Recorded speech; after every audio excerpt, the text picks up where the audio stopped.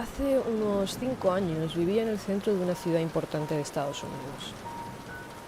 Siempre he sido una persona nocturna, por lo que a menudo me aburría después de que mi compañero de piso, que definitivamente no era como yo, se fuera a dormir. Para pasar el tiempo solía dar largos paseos y dedicar el tiempo a pensar.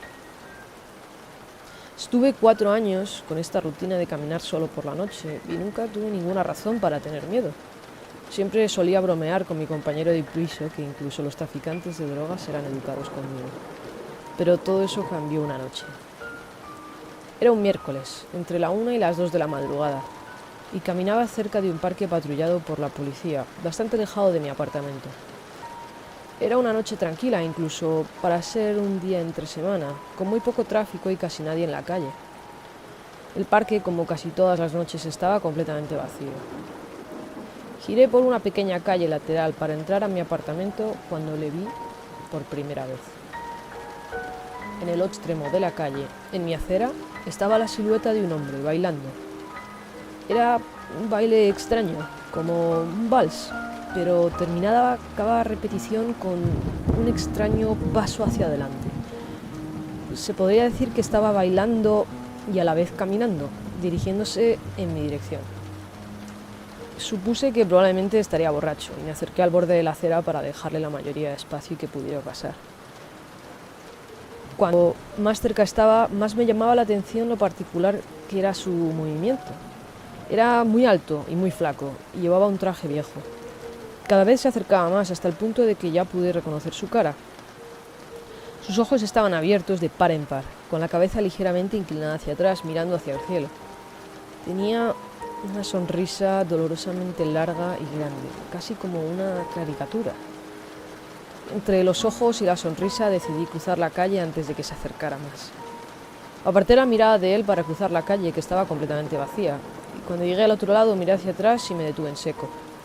El hombre había dejado de bailar y estaba parado con un pie fuera de la acera, perfectamente paralelo a mí. Estaba de frente a mí, pero todavía mirando hacia el cielo y con una sonrisa igual de amplia. Me sentí completa y totalmente petrificado. Comencé a caminar de nuevo, pero sin apartar la mirada del hombre, y él no se movió. Después de media manzana aparté la mirada para mirar la acera de enfrente de mí. La calle seguía completamente despejada. Todavía un poco histérico volvió a mirar hacia donde estaba él, pero ya no habría rastro. Por un breve momento me sentí aliviado hasta que lo vi. Había cruzado la calle y ahora estaba algo agachado, mirando en mi dirección. Apenas había apartado la mirada por unos pocos segundos, así que estaba claro que se había movido muy deprisa. Estaba tan en shock que me quedé allí un rato mirándole. Empezó a moverse hacia mí otra vez, pero esta vez me estaba dando pasos exageradamente grandes y de puntillas, como si fuera un personaje de dibujos animados acechando a alguien. Eso sí, moviéndose muy rápido. Ahora me gustaría decir que empecé a correr y que saqué mi spray de pimienta o mi móvil o algo así, pero no lo hice. Lo cierto es que me quedé allí completamente petrificado, sin moverme, mientras el hombre sonriente se acercaba cada vez más y más. Pero se detuvo otra vez, a unos 5 metros de distancia, todavía con su enorme sonrisa y todavía mirando al cielo. Encontré mi voz y solté lo primero que me vino a la mente. Me gustaría haber dicho: «Tío, ¿qué coño quieres?», en un tono desafiante, pero lo que salió fue un gemido. No sé si se puede oler el miedo, pero desde luego se puede escuchar. Yo me escuché a mí mismo y sentí aún más miedo. Pero el hombre no reaccionó. Se quedó allí, sonriendo. Después de lo que pareció una eternidad, se dio la vuelta y muy lentamente comenzó a alejarse bailando de nuevo. No quería volver a darle la espalda, así que me quedé mirándole mientras se alejaba, hasta que estuvo lo suficientemente lejos como para no distinguirlo. De repente me di cuenta de algo. Ya no se alejaba ni bailaba. Observé cómo su silueta cada vez se hacía más y más grande. Estaba volviendo hacia donde estaba y estaba esta vez corriendo. Ahora sí, me di la vuelta y empecé a correr. Corrí hasta que salí de la calle, hacia otra calle más iluminada y con un poco de tráfico. Volví a mirar hacia atrás y ya no había rastro de él. El resto del camino a casa no paré de mirar por encima del hombro, con miedo a volver esa sonrisa, pero no volvió a aparecer. Estuve viviendo allí 6 meses más después de esta noche. pero nunca volví a dar ningún paseo nocturno. Había algo en el rostro de aquel hombre que me afectó muchísimo. No parecía borracho ni colocado, parecía completo y absolutamente demente. Y eso es algo muy aterrador de ver.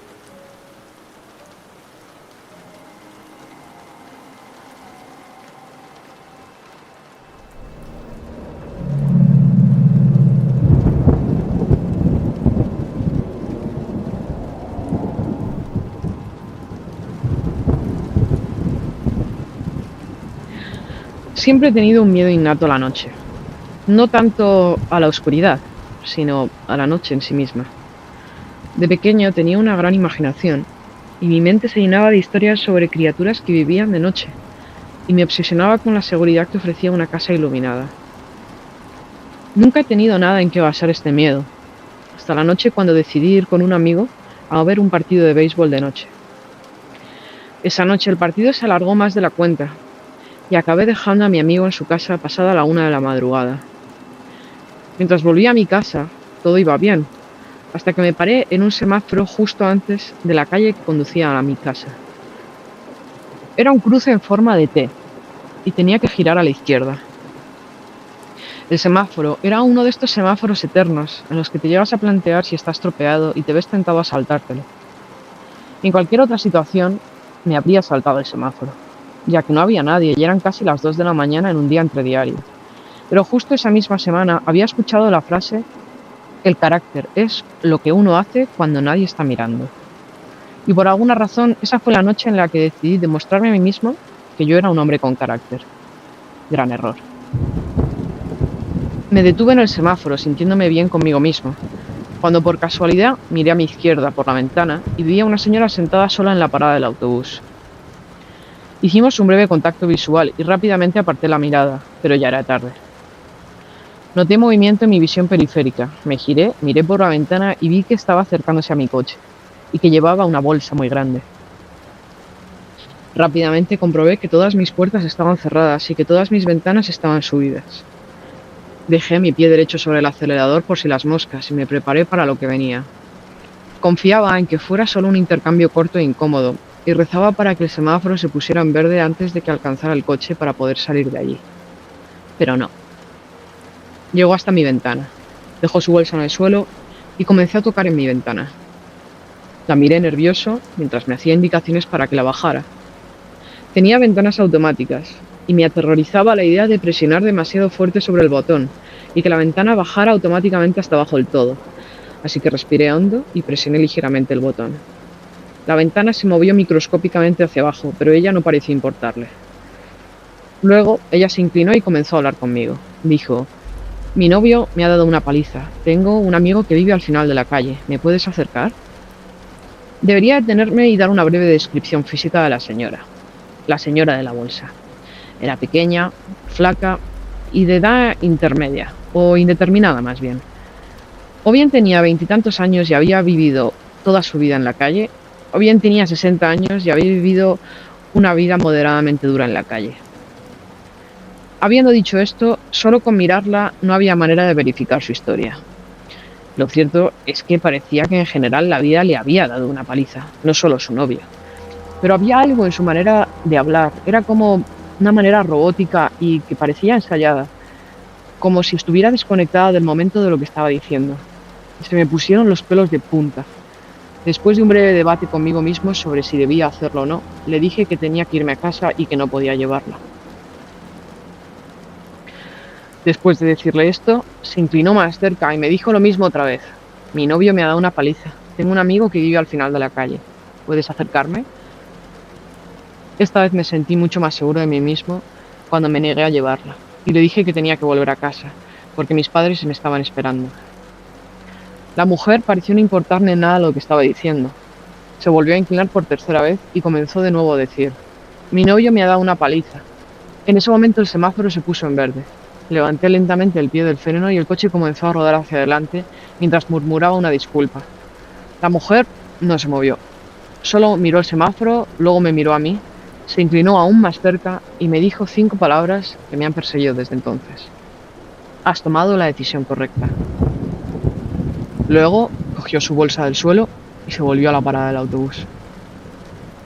Salí de la intersección y lloré y grité todo el camino a casa. No tengo ni idea de lo que tenía planeado esa mujer para mí, o si había alguien escondido detrás de los arbustos esperando atracarme si lo hubiera dejado entrar. Pero este encuentro me ha obsesionado desde entonces y me ha confirmado que nada bueno sucede cuando se hace de noche.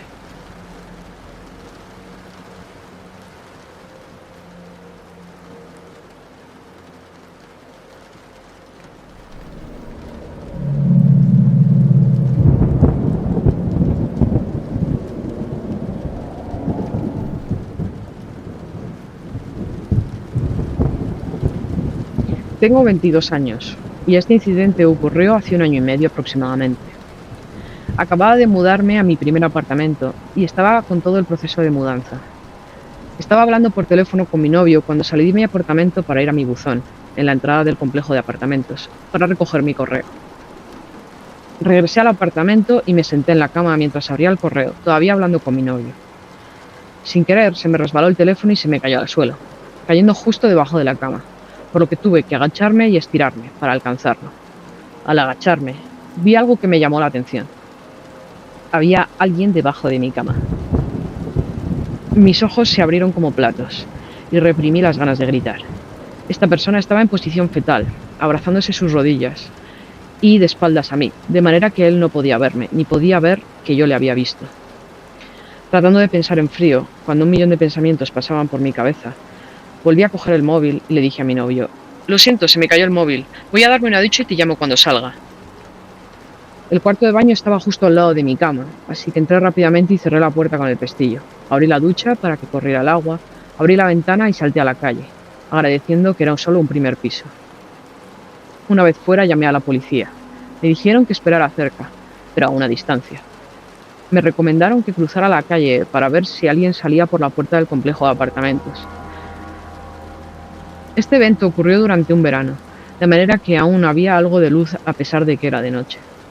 Me coloqué al otro lado de la calle escondiéndome detrás de un coche, mientras alternaba la mirada entre la ventana abierta de mi baño y la puerta principal de entrada.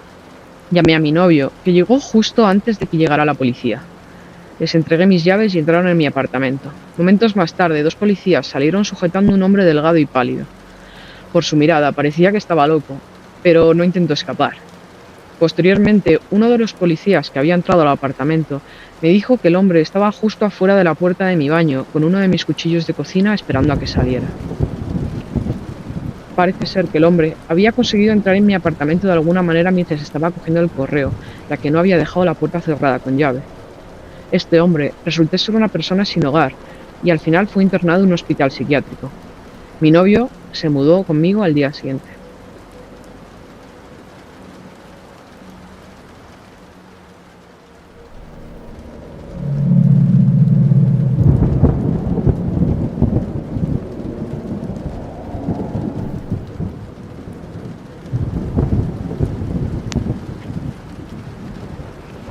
Una semana más o menos antes de cumplir los 10 años de edad, me dirigí a la tienda de la esquina con un billete de $5 para comprar un frasco de tomate frito para mi madre. De camino a casa, un hombre que nunca había visto se me acercó y me empezó a hablar. «Hola», me dijo alegremente. «Mi nombre es el Dr. Ramsey. Soy pediatra. ¿Sabes lo que es un pediatra?» Yo seguí caminando en silencio sin responder y esperando que tomara eso como una señal de que no quería hablar. Pero las sutilezas no eran su fuerte porque él siguió hablando. «¿Tus padres están buscando un pediatra para ti? Es verdad que ahora casi eres una mujer y pronto necesitarás otro tipo de médico, ¿verdad? Pero eso está bien. Todavía pueden traerte a mí hasta entonces. ¿Cómo te llamas? Tienes un pelo precioso. Justo estaba de camino a buscar unos caramelos para mi oficina. ¿Te gustan los caramelos?»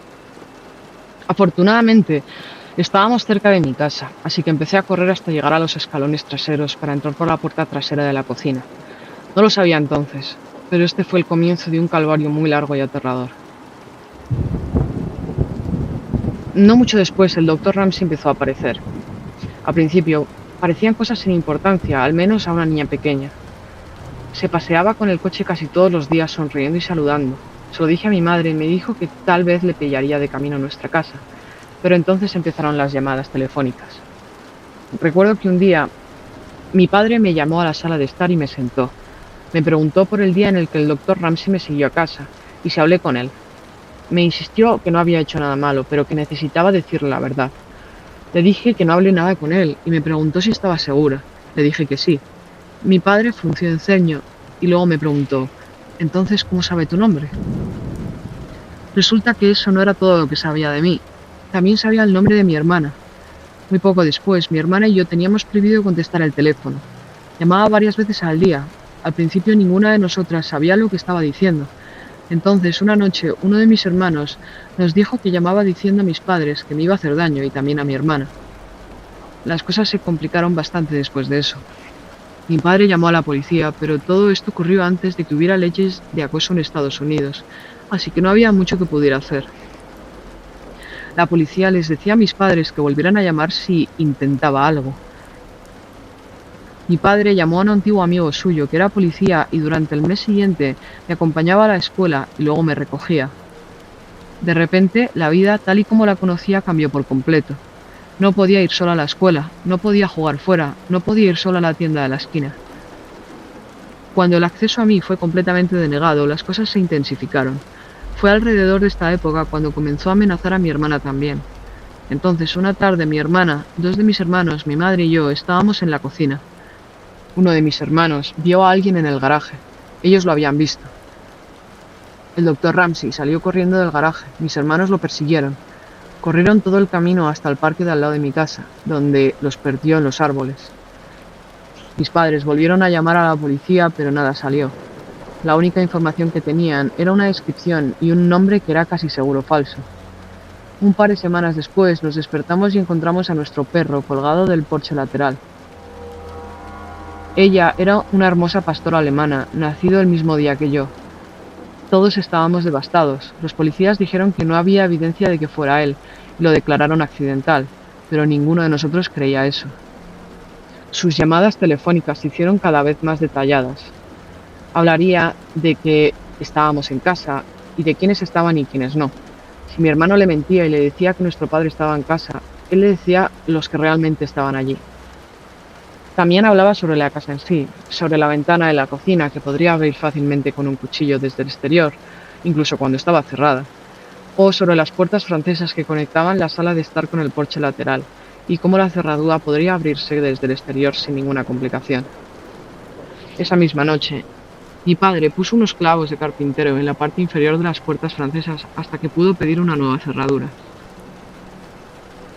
Meses más tarde, mis padres tuvieron que ir a un evento de empresa por el trabajo de mi padre. Mis hermanos mayores estaban en la pista de patinaje que había al lado de mi casa. Mi hermana estaba hablando por teléfono con su mejor amigo. Mi hermano pequeño estaba dormido en el suelo y yo estaba viendo la televisión en la sala de estar. Era tarde. De repente, la parte superior de las puertas francesas se abrieron hacia adentro, y en los pocos milisegundos antes de que los clavos de la parte inferior cedieran, se pudo ver su silueta. Mi hermana tiró el teléfono hacia la televisión y subimos corriendo por las escaleras. A mitad de camino nos dimos cuenta de que nuestro hermano pequeño estaba todavía dormido en la sala de estar. Tan silenciosamente como pudimos, volvimos a bajar las escaleras para buscarlo. Nos dirigimos los tres hacia una misma habitación y no encendimos la luz para que pudiéramos ver hacia afuera. Estuvimos un rato mirando por la ventana y cuando no lo veíamos nos arrastramos por el pasillo hasta la habitación de nuestros hermanos para mirar. Miramos hacia abajo y pudimos ver a alguien parado en la puerta trasera. Rápidamente empezó a golpear con fuerza. «¿Qué deseas?», mi hermana le preguntó por la ventana. Dio un paso hacia atrás y dijo: «¿Es esta la residencia de la misericordia? Tengo una pizza para entregar. ¿Puedes venir a la puerta?». Ella se burló de él, declarando que no era estúpida, que podía ver que no tenía ninguna pizza y que estaba llamando a la policía en ese mismo momento. Él se fue corriendo. Poco después, mis hermanos regresaron a la casa. Les contamos lo que había pasado y empezaron a examinar el patio por si había pisadas o alguna pista. A estas alturas ya habíamos dejado de llamar a la policía porque nunca hacían nada. Así que volvimos a entrar a la casa, cada uno de nosotros con un cuchillo en la mano por si acaso, excepto mi hermano pequeño que seguía dormido. ¿Conoces la sensación esa que tienes cuando alguien te está mirando? Pues esa es la sensación que tenía, una sensación enorme de que alguien me estaba mirando.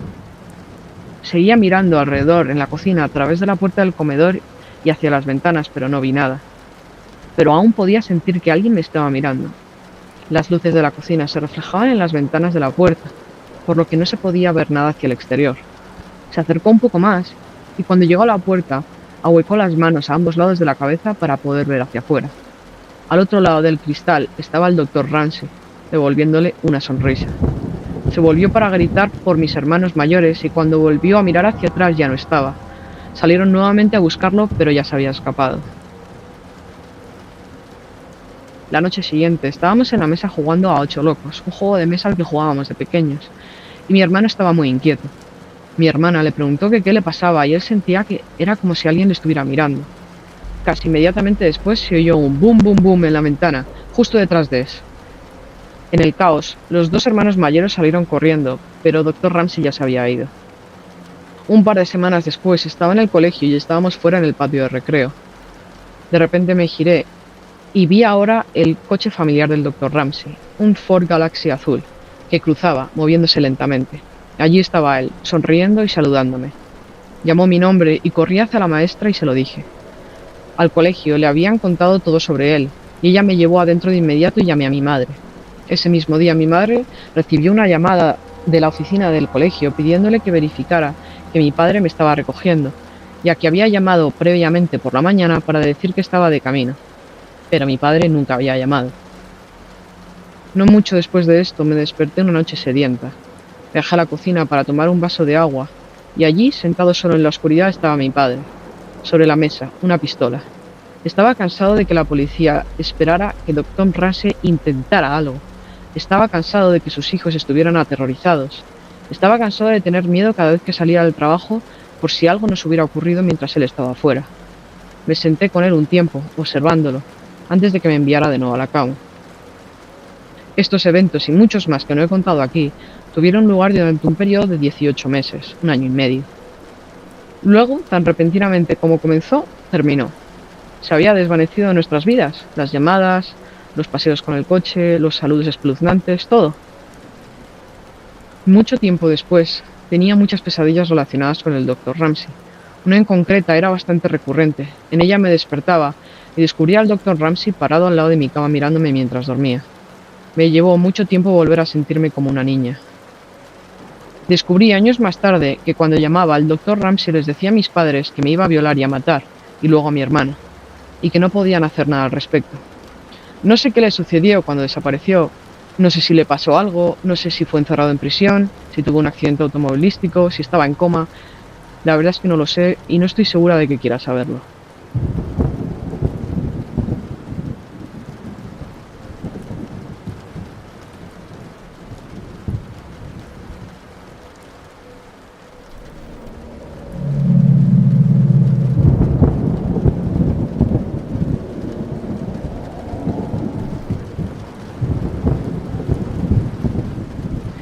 Amanda es la novia de mi hermano. Ella es quien me contó esta historia. Cuando ocurrió esto, ella estaba buscando su primer apartamento para irse de casa de sus padres. Ella y mi hermano no querían irse a vivir juntos porque solo llevaban unos meses saliendo. Decidió buscar compañero de piso por internet a través de una página web que se llamaba Craigslist y encontró un anuncio titulado algo así como "Se busca compañera de piso, solo mujeres". Este tipo de anuncios no eran raros, ya que se trataba de un área donde vivían muchos jóvenes estudiantes y trabajadores, y donde decir solo chicas era bastante normal. El anuncio era de una habitación y un baño adjunto en esa casa, con un alquiler de unos $225 al mes, creo recordar. Era bastante barato en comparación con el resto de anuncios, la verdad. La chica que puso el anuncio se describía a sí misma como una estudiante universitaria de 23 años, que no se sentía cómoda viviendo con hombres. Hasta aquí todo genial. Amanda estaba encantada con el anuncio. Sin embargo, en el anuncio solo había una foto desde el exterior de la casa y no se veía ninguna foto desde su interior. Amanda envió un correo electrónico a la chica con la intención de ir a ver la casa, y en solo 30 minutos recibió una respuesta con todos los detalles y la hora en la que podía pasarse. Como la chica trabajaba hasta tarde, le pidió que se pasara sobre las 8 de la noche. Cuando Amanda llegó a la casa, vio que había una nota en la puerta delantera que ponía: "Puerta rota, entrar por la puerta trasera". Dando la vuelta a la casa, el aspecto era bueno, aunque un poco descuidado: hierbas altas, malezas, ventanas sucias, etc. De momento nada alarmante. Cuando llegó a la puerta trasera, Amanda llamó a la puerta y le abrió un hombre mayor. Al principio, Amanda pensó que se había equivocado de número y que estaba en la casa equivocada, pero el hombre le aseguró que estaba en la casa correcta y le dice que la chica todavía no había llegado y que él era el propietario. Le dijo que la chica le había pedido que le enseñara a él el piso, ya que ella todavía seguía en el trabajo y llegaría tarde. Empiezan a saltar alarmas en la mente de Amanda, pero de momento ninguna alerta roja. Primero, el tipo tenía claramente entre 40 y 50 años, estaba sin afeitar y parecía que viviera en su coche. Además, solo estaba encendida la luz de la cocina. Mientras caminaban por la casa, Amanda se dio cuenta de algo muy extraño. No había ni un mueble, ni uno. El hombre fue amable, respondió a todas sus preguntas, pero parecía irritarle tener que encender las luces de las distintas habitaciones por mucho tiempo. Y apenas ella le dejaba mirar por unos momentos, sin que él se irritara. Además, había una habitación en concreto que el propietario no quería mostrarle, diciéndole que era la habitación de la chica y que no quería invadir su privacidad. Mientras caminaban por el pasillo hacia la sala de estar, Amanda se fijó en la puerta de entrada delantera de la casa, la que tenía una señal de "está estropeada". No parecía rota, pero estaba tapiada con tablas de madera y con clavos. Estaba claro que no podía abrirse. Ahora sí, empezaban a saltar alarmas en la mente de Amanda, por lo que decide terminar la visita e irse de la manera más educada posible. Cuando empieza a intentar despedirse dándole las gracias, el hombre le dice animado que se le ha olvidado mostrarle la parte del sótano. Le cuenta que está recién amueblado y que es ahora la mejor parte de la casa, y que definitivamente tiene que echarle un vistazo antes de irse. Es importante describir físicamente la situación en este momento. Amanda y el propietario estaban de pie en el pasillo, entre la sala de estar delantera y la cocina trasera. En este pequeño pasillo estaba la puerta que bajaba al sótano. Cuando el hombre abrió la puerta, Amanda se dio cuenta de que se abría hacia afuera, de manera que se creaba una especie de barrera entre ella y la puerta trasera, la única por la que podía salir. El sótano estaba completamente a oscuras.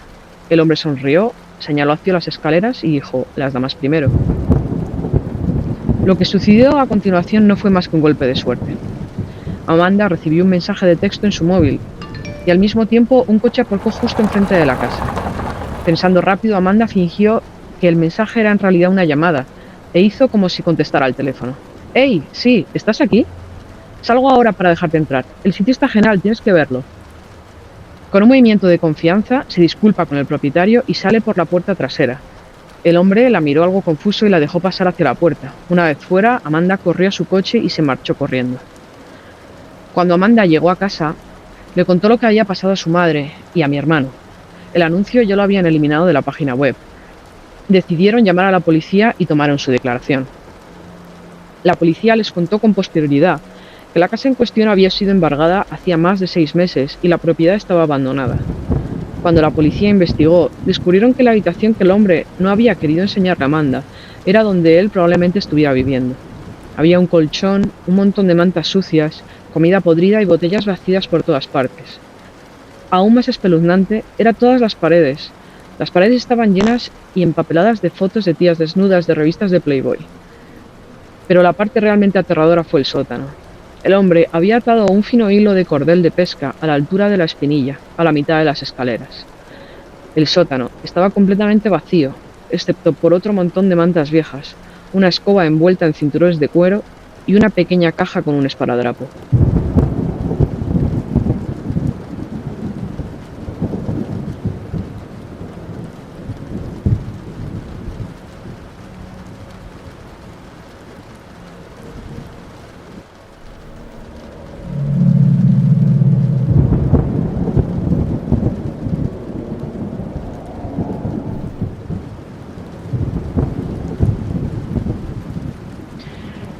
Esta es una historia que le sucedió a una amiga de mi madre en Corea del Sur hace unos 10 años.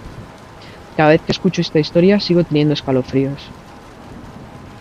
Esta amiga de mi madre vivía en un complejo de apartamentos en Seúl, la capital.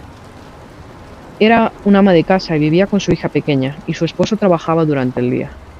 Un día volvía con su hija a su casa después de hacer unos recados y entró al ascensor de su edificio. Al subirse en el ascensor vio que había ya un hombre dentro, que llevaba una gorra y un impermeable amarillos, y tenía la cabeza bajada de manera que no se podía ver bien su cara. Inmediatamente se sintió incómoda y mantuvo a su hija a su lado. Lo que la hizo sentirse aún más incómoda fue que cuando presionó el botón de su piso vio que no había otro número iluminado, es decir, que el hombre que estaba dentro no había marcado ningún piso al que dirigirse. Y además vio que él llevaba algo envuelto dentro de un periódico. La mujer empezó a entender la seriedad de la situación y comenzó a entrar en pánico. Decidió sacar su móvil y fingir que estaba llamando a su marido, que obviamente no estaba porque estaba trabajando. Empezó a decir: «Oh, sí, estoy en el ascensor, estoy a punto de llegar. ¿Puedes abrirme la puerta?», haciendo parecer que su marido estaba esperando en el apartamento.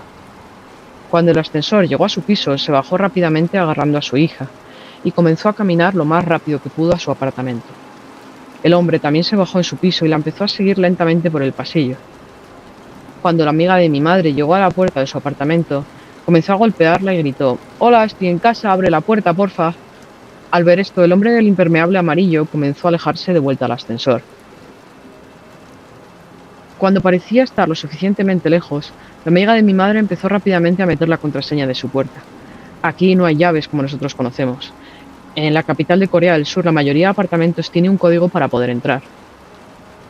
Pero el problema era que los botones emitían sonidos al pulsarse. El hombre del impermeable lo oyó y se dio cuenta de que el apartamento estaba realmente vacío. Se dio la vuelta y empezó a correr hacia ella. En este punto, la amiga de mi madre estaba prácticamente gritando, y cuando finalmente logró abrir la puerta, arrojó a su hija dentro y se metió ella y cerró la puerta. Logró cerrar la puerta cuando el hombre estaba a centímetros de ella. Una vez dentro, miró por la mirilla y vio que el hombre se había quedado fuera unos momentos antes de volver al ascensor. Varios meses después, la amiga de mi madre estaba viendo la televisión y vio una noticia sobre la captura de un asesino en serie llamado Yoo Young-chul, que solía matar mujeres. Le dijo a mi madre que nunca olvidaría el terror que sintió cuando vio aquel impermeable y aquel gorro amarillos que llevaba puesto cuando fue capturado.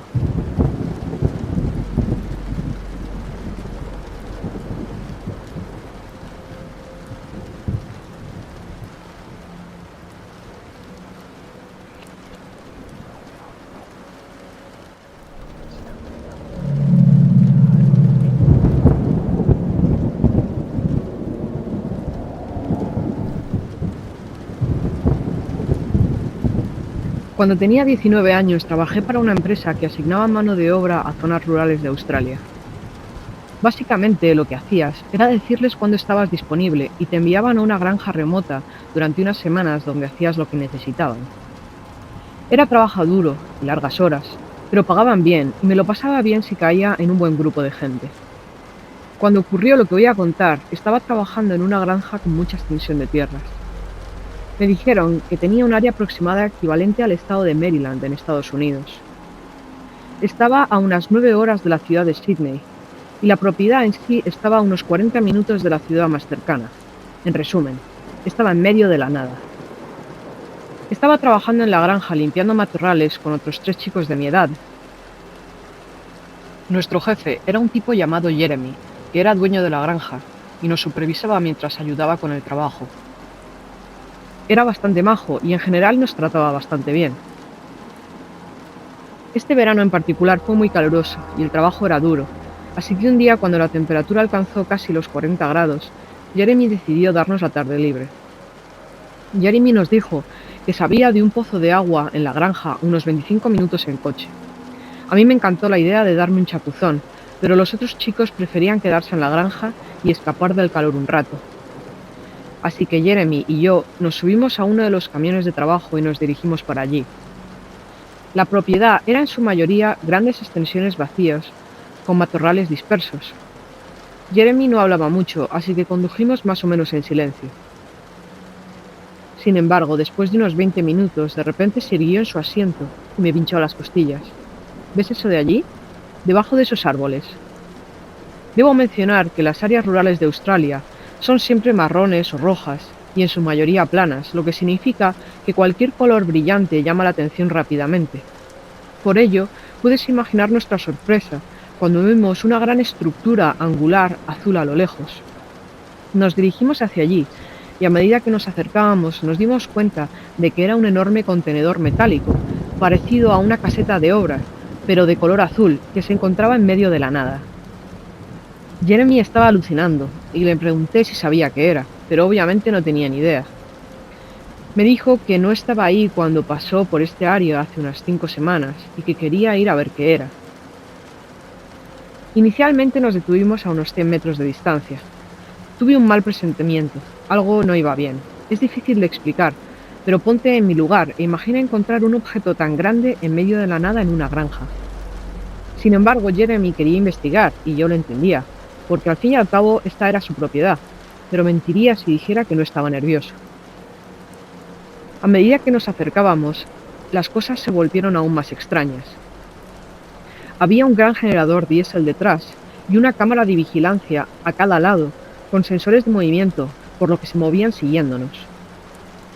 Ahí me puse muy nervioso y traté de razonar con Jeremy, diciéndole algo parecido a: con toda esta seguridad, alguien obviamente no nos quiere aquí, vámonos. Pero él no parecía nervioso, parecía indignado, y me recordó que esta era su granja, y que quien había puesto esto ahí estaba invadiendo su propiedad, una propiedad privada, por lo que quería entrar. A pesar de toda esa vigilancia, solo había un pequeño candado en la enorme puerta. Teníamos varias cizallas en su caja de herramientas, y después de un poco de fuerza rompimos el candado y entramos. Al abrir la puerta, lo primero que noté fue la corriente de aire frío que me impactó en la cara. El contenedor tenía aire acondicionado, lo que debo admitir, era bastante agradable en un día tan caluroso como el que hacía. Buscamos un interruptor de la luz, pero ya sin la luz se podía ver que era una especie de configuración informática. Había luces LED que parpadeaban por todas partes y se oía el típico zumbido de ordenadores trabajando a todo gas. Cuando finalmente encendimos las luces se podía ver que era una oficina sofisticada, aunque algo desordenada. Había discos duros del tamaño de frigoríficos y otros equipos informáticos que cubrían las paredes, a veces apilados en varias alturas, cajas de plástico esparcidas por el fondo y varios escritorios con pantallas de ordenador con sillas de oficina. En este momento me sentí como si estuviera en uno de esos sueños febriles que tienes cuando eres niño. Esto no tenía ningún sentido. Nos dirigimos al medio del contenedor y nos sentamos en los escritorios para ver si los ordenadores podían darnos alguna idea de qué demonios estaba pasando aquí. Empecé a sentir taquicardias y solo pensaba en salir corriendo. Las cámaras de vigilancia nos habían visto, así que si alguien estaba vigilándolas, ya sabían que estábamos aquí.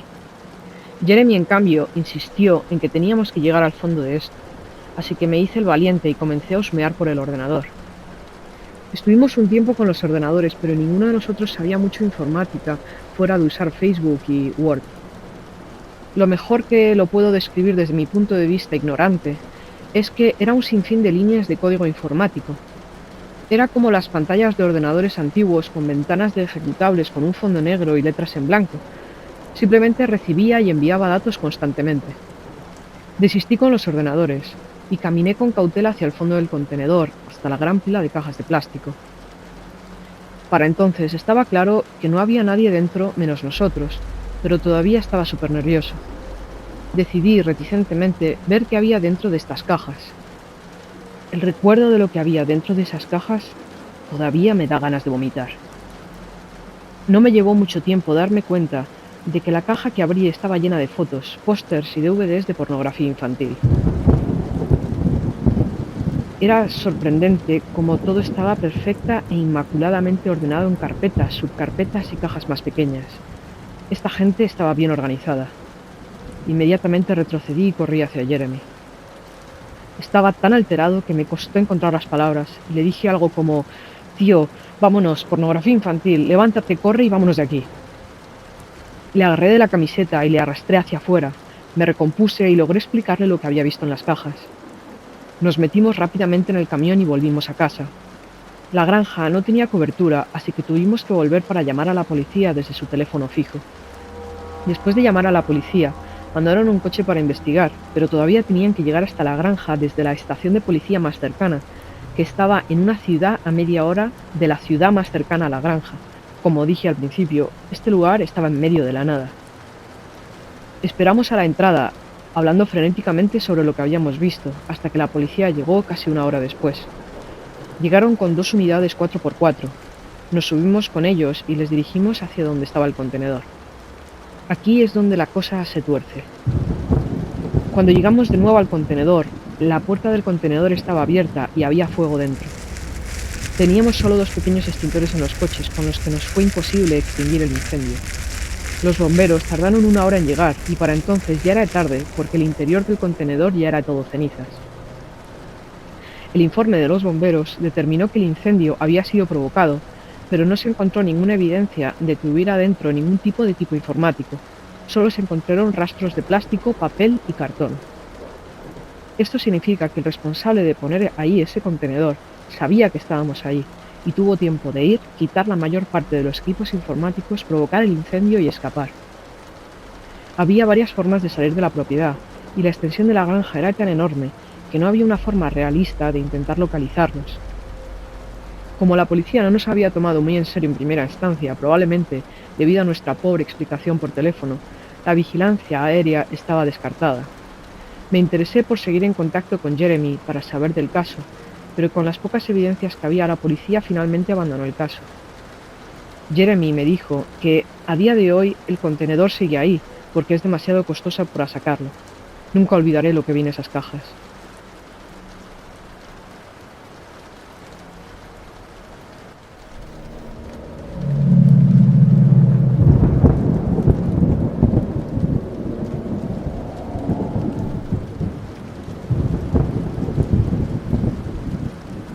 Hace aproximadamente 1 año, en mi último semestre de universidad, trabajé para una tienda de ropa de un centro comercial.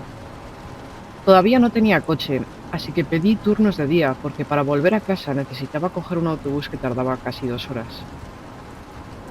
Básicamente, si tuviera un turno de tarde, terminaría a las 11, pero no llegaría a casa hasta la 1 de la mañana. Pero desgraciadamente a veces me tocaban turnos de tarde porque a veces tenía clases a las 7 de la mañana. Mis padres se preocupaban porque nadie quiere que su hija coja el autobús tan tarde.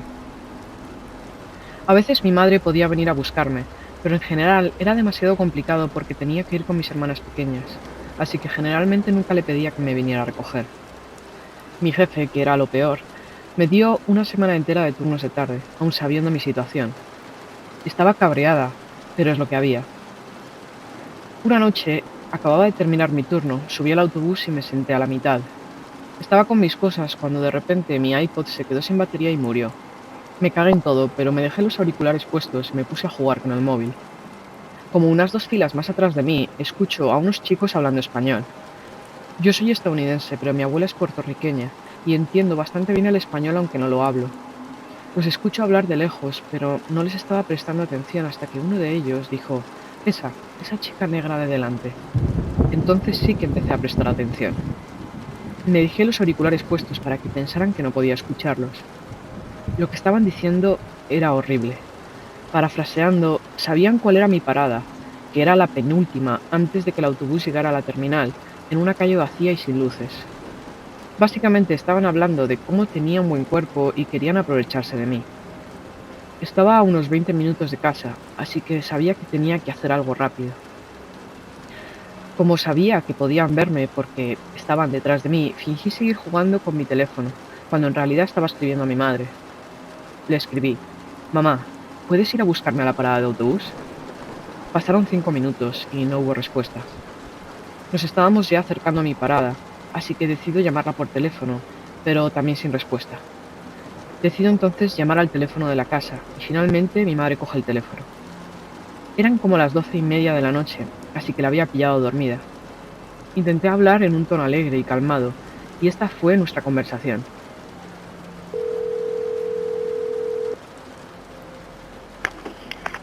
Hola mamá, ¿viste mi mensaje? No, estaba dormida, ¿qué pasa? Ah, pues es que te envié una foto de esos vaqueros que quiero pedir online cuando llegue a casa, pero realmente necesito tu opinión, así que realmente necesito que mires tu móvil, porque la oferta acaba a la 1. En ese momento, mi madre se da cuenta de que algo pasa y de que quiero que mire en su móvil.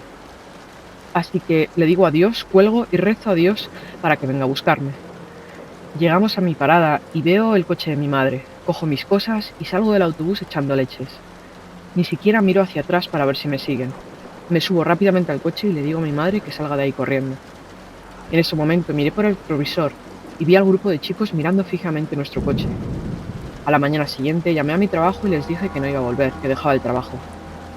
No más transporte público para mí. Estaré eternamente agradecida a mi abuela por enseñarme español y a mi madre por venirme a recoger.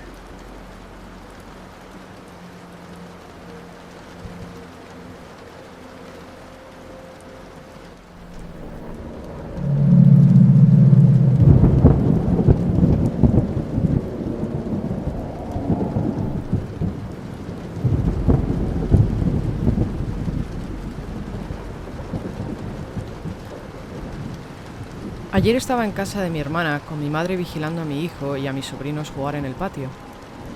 Uno de mis sobrinos, Harrison, estaba arrancando la corteza de un árbol y de repente me vino a la cabeza un recuerdo extraño de mi infancia que tenía completamente olvidado. Sin darme cuenta dije en alto, ¡qué raro! Mi madre me preguntó que de qué estaba hablando y entonces le conté el recuerdo que me había venido a la mente. Cuando era niño, estaba pasando el rato en el bosque que había al lado del vecindario donde vivía. Estaba quitando la corteza de uno de los árboles para matar el tiempo mientras esperaba a que mi amigo Frankie terminara los deberes y saliera a jugar conmigo. De la nada, un hombre se me acercó. Pude olerlo antes de verlo. Apestaba a tabaco. Me asusté cuando se me acercó y le miré a la cara. Tenía un ojo como nublado y blanquecino, y sus dientes y uñas eran de color amarillento. Mi madre me enseñó a ser amable con todas las personas, aunque no se parecieran a mí, así que fingí una sonrisa y dije hola. ¿Qué estás haciendo? Me preguntó, su aliento apestaba a tabaco. Estoy quitando la corteza del árbol. Pues sabes que no deberías hacer eso. Es como si arrancaras la piel del árbol. ¿Cómo te sentirías si alguien te arrancara la piel a ti? Esto me lo dijo mientras me pellizcaba el brazo con sus afiladas uñas amarillas. No lo sé. Respondí rápido y retiré mi brazo. En ese momento, la madre de Frankie me llamó desde la puerta de su casa y me dijo que fuera a esperar adentro. En su momento no pensé nada del encuentro con este hombre tan extraño, pero cuando se lo conté a mi madre le vi en la cara una mezcla de sorpresa y culpabilidad, y me dijo que probablemente ya era hora de que supiera toda la historia. Mi madre pensaba que me había olvidado de ese encuentro y por eso nunca me había dicho nada. El vecindario en el que crecí era una pequeña comunidad muy unida. Todo el mundo conocía a todo el mundo, y normalmente solo aparecía alguien nuevo si conocían a alguien de allí dentro. Un día la madre de Frankie, Sonia, vio que había una camioneta blanca sin ventanas aparcado a un lado de la carretera. Ella no la reconoció, pero pensó que tal vez era una visita de algún vecino. Sonia tuvo un mal presentimiento y estuvo echando un ojo a la camioneta que se pasó allí toda la mañana. Su casa tenía un gran ventanal frente al bosque y la camioneta estaba aparcado justo al lado de su casa. Me vio a mí esperando a Frankie en el bosque y se quedó en la ventana mirándome a mí y a la camioneta por si algo pasaba. De repente vio al hombre salir de la parte trasera de la camioneta y dirigirse hacia donde yo estaba. En cuanto vio que me agarraba el brazo y pellizcarme, llamó a la policía y fue entonces cuando me llamó a su casa. La policía detuvo al hombre a las afueras de mi vecindario. Cuando inspeccionaron el interior de la camioneta, encontraron en la parte trasera unos prismáticos, una cámara de fotos Polaroid y docenas de fotos mías pegadas en las paredes y el techo. Eran fotos mías en multitud de lugares, en la escuela, en la casa de mis abuelos, en el banco, con mi madre, en el bosque. Pero la historia no acaba ahí. Descubrieron que tenía una llave de un trastero de almacenamiento que tenía alquilado. Dentro del trastero descubrieron una enorme colección de cuchillos. Muchos cuchillos. Cuchillos de sierra, cuchillos para pelar, cuchillos de carnicero, cuchillos delgados para deshuesar y otros muchos cuchillos de otras formas y tamaños. También había varios libros de anatomía, herramientas quirúrgicas, cinta adhesiva y 10 cubos vacíos de 20 litros. En el centro del trastero había una cama de hospital vieja, de esas que se usaban para retener a los pacientes mentales con correas para las muñecas y los tobillos. Y además de todo esto, todo el interior del trastero, todo el suelo, las paredes, estaban completamente cubiertas de plástico. Mi madre me dijo que a día de hoy todavía seguía institucionalizado en una institución psiquiátrica criminal de alta seguridad y que todavía no había sido permitido que saliera.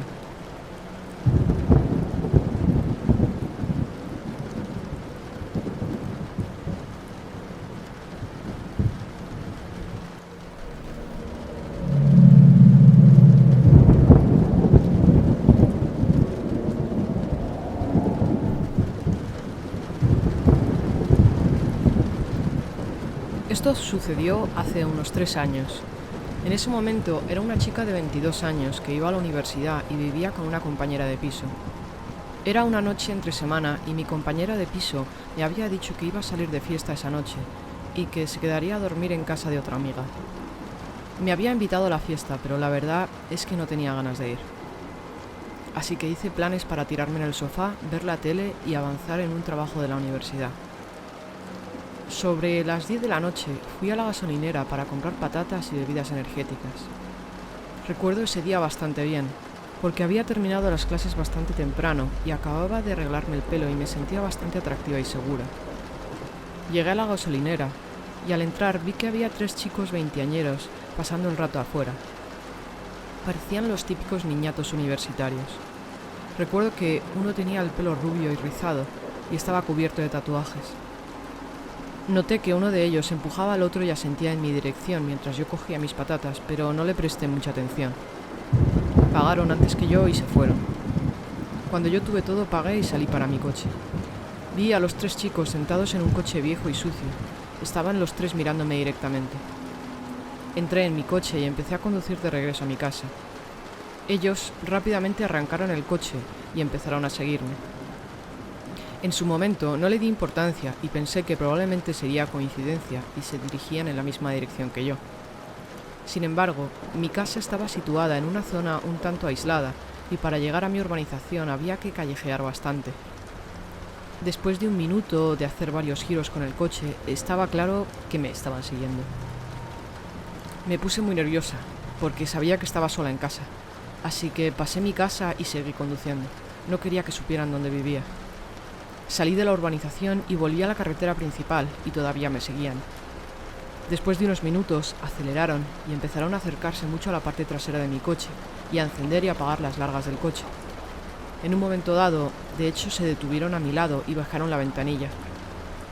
Había una parte de mí que supongo es un poco ingenua, que todavía tiene fe en la humanidad y pensó, vamos a ver, a lo mejor tengo una rueda pinchada o algo así. Pero los vi mirándome y supe inmediatamente que no tenían buenas intenciones y empecé a sentir pánico. Estábamos en un tramo de carretera bastante desierto y empezaron a girar el coche haciendo como eses, como si fueran a golpearme lateralmente, pero yo aceleraba para evitarlo. Mi mente en este momento iba muy rápido. Debería ir a una comisaría de policía, pero está como a 15 minutos de aquí y hay un montón de semáforos de camino. ¿Qué pasa si paro el coche en un semáforo en rojo y me bloquean la salida? Afortunadamente en ese momento me estaba acercando a la casa de mi hermana, que vivía bastante cerca de mí, como a unos 10 minutos, pero en la dirección opuesta a la comisaría. Me temblaban las manos y estaba tratando de centrarme en conducir, con estos niñatos detrás, acelerando y frenando y haciendo eses intentando golpearme, pero conseguí sacar mi móvil y llamar a mi hermana. Al cuarto tono cogió el móvil y sin preámbulos inmediatamente le pregunté si Josh, su marido, estaba en casa. Mi hermana sonaba confundida, pero dijo que sí. Josh era militar y sabía que tenía armas en su casa. Es un buen tipo, aunque en realidad no teníamos una relación muy cercana. Le dije, dile que coja su pistola y salga a la entrada de la casa, por favor. En estos momentos ya se me saltaban las lágrimas. Dejé caer el teléfono cuando uno de los 3 niñatos tiró una botella de Coca-Cola a la ventana de mi coche mientras hacían eses. Finalmente vi la casa de mi hermana y paré el coche en la entrada. Toda la casa estaba a oscuras, ni luz del porche de entrada ni ninguna luz de dentro de la casa. ¡Mierda! No me lo puedo creer. Debí de escuchar mal a mi hermana. No estaban en casa y no tienen vecinos cerca. Los 3 chicos pararon su coche detrás de mí, bloqueándome, de manera que ya no podía salir, y los 3 salieron del coche. Empezaron a caminar hacia mi coche y uno de ellos agarró el manillar de mi puerta y tiró de ella, intentando abrirla, pero estaba cerrada. En ese momento estaba buscando otra vez mi móvil. Mierda, mierda, mierda. ¿Tengo alguna arma en mi coche? Cojo el teléfono e intento correr. ¿Me intento cerrar en el coche? En la fracción de segundo que alcé la mirada sucedieron 2 cosas. Primero, hice contacto visual con el chico rubio, que era el que estaba intentando abrir mi puerta. No parecía enfadado, no parecía borracho ni nada. Eran los ojos de un depredador. Mientras yo estaba temblando en shock, él tenía la mirada fría, como si no fuera la primera vez que hacía esto. Los otros 2 chicos estaban probando las otras puertas, pero yo no podía dejar de mirar al chico rubio, del cual solo me separaba una ventana. Y segundo, vi finalmente a alguien acercarse por la oscuridad y escuché un disparo. Los 3 chicos se detuvieron y miraron hacia el origen del sonido. Ahí estaba mi cuñado, Josh, mi héroe. Les apuntó con su pistola y les gritó que se fueran de allí. Los 3 chicos se metieron corriendo en su coche y salieron corriendo, patinando las ruedas y gritando insultos. Cuando se fueron, mi hermana salió corriendo y me entró en la casa. Lo que acabo de describir, que pasó cuando llegué a casa de mi hermana, parece largo, pero en realidad todo ocurrió en unos minutos. Por lo rápido que ocurrió todo y por la mala iluminación no fuimos capaces de fijarnos en la matrícula del coche. Llamamos a la policía y nos tomaron declaración. Nos dijeron que patrullarían la zona para ver si veían algún coche que se ajustara a la descripción que les dimos en cuanto a marca, color y modelo, pero nos dijeron que sin la matrícula sería difícil encontrarles. Desafortunadamente, nunca les encontraron, nunca atraparon a esos 3 niñatos. Muchas veces me pregunto qué me hubieran hecho, qué hubiera pasado si Josh no hubiera estado allí.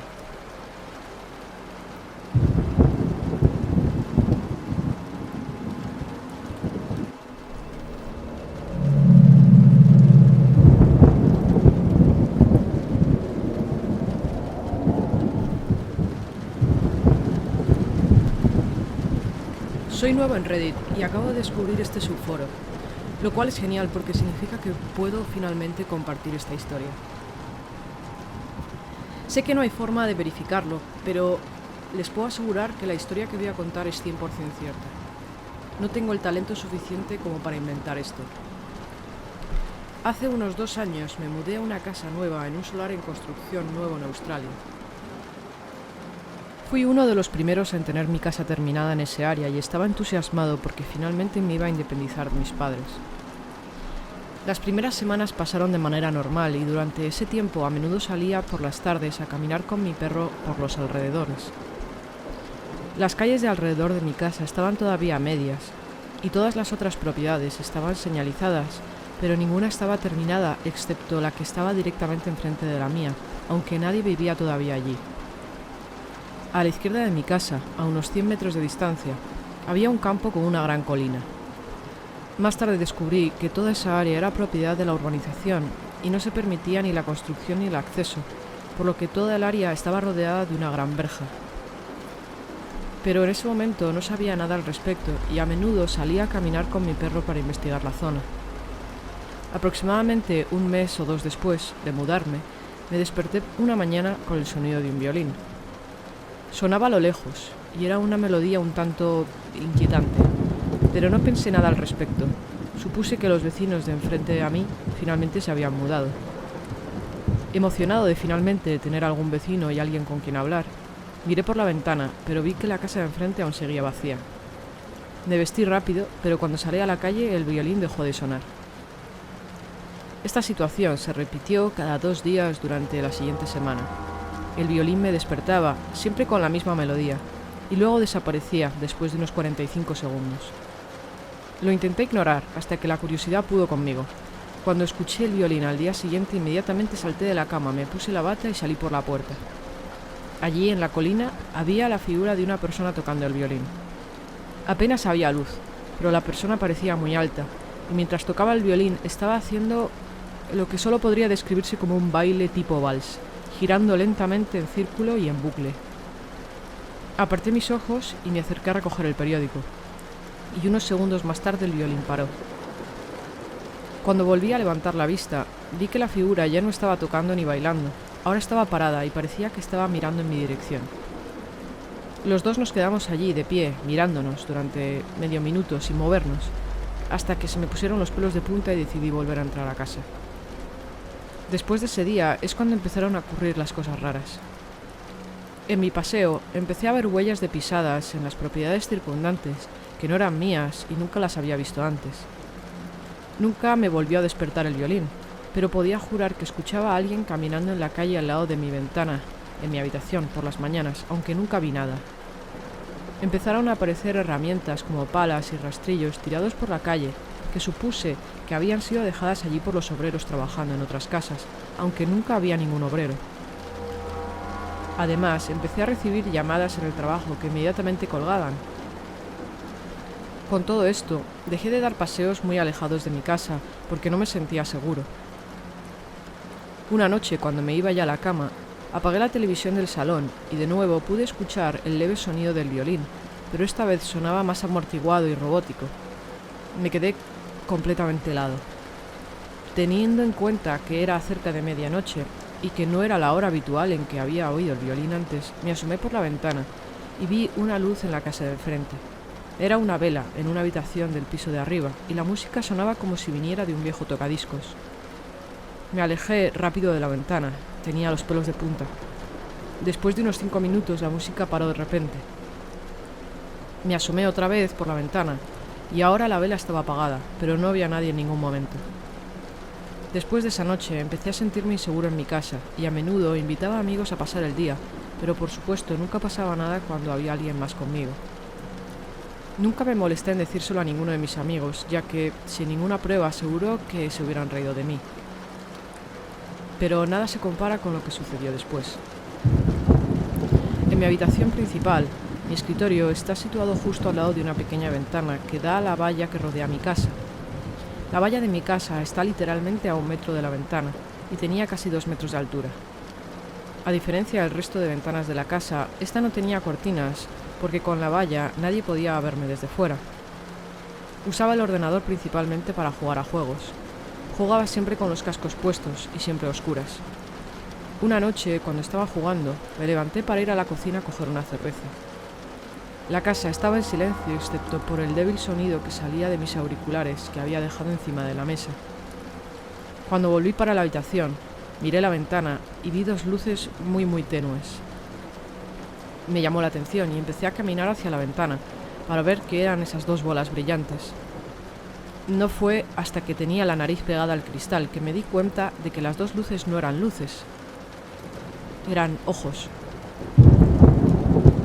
2 ojos. 2 ojos justo encima de la valla. Ni parpadeaban ni se movían. Me quedé congelado mirando a los ojos, todavía intentando procesar que había una persona detrás de esos ojos.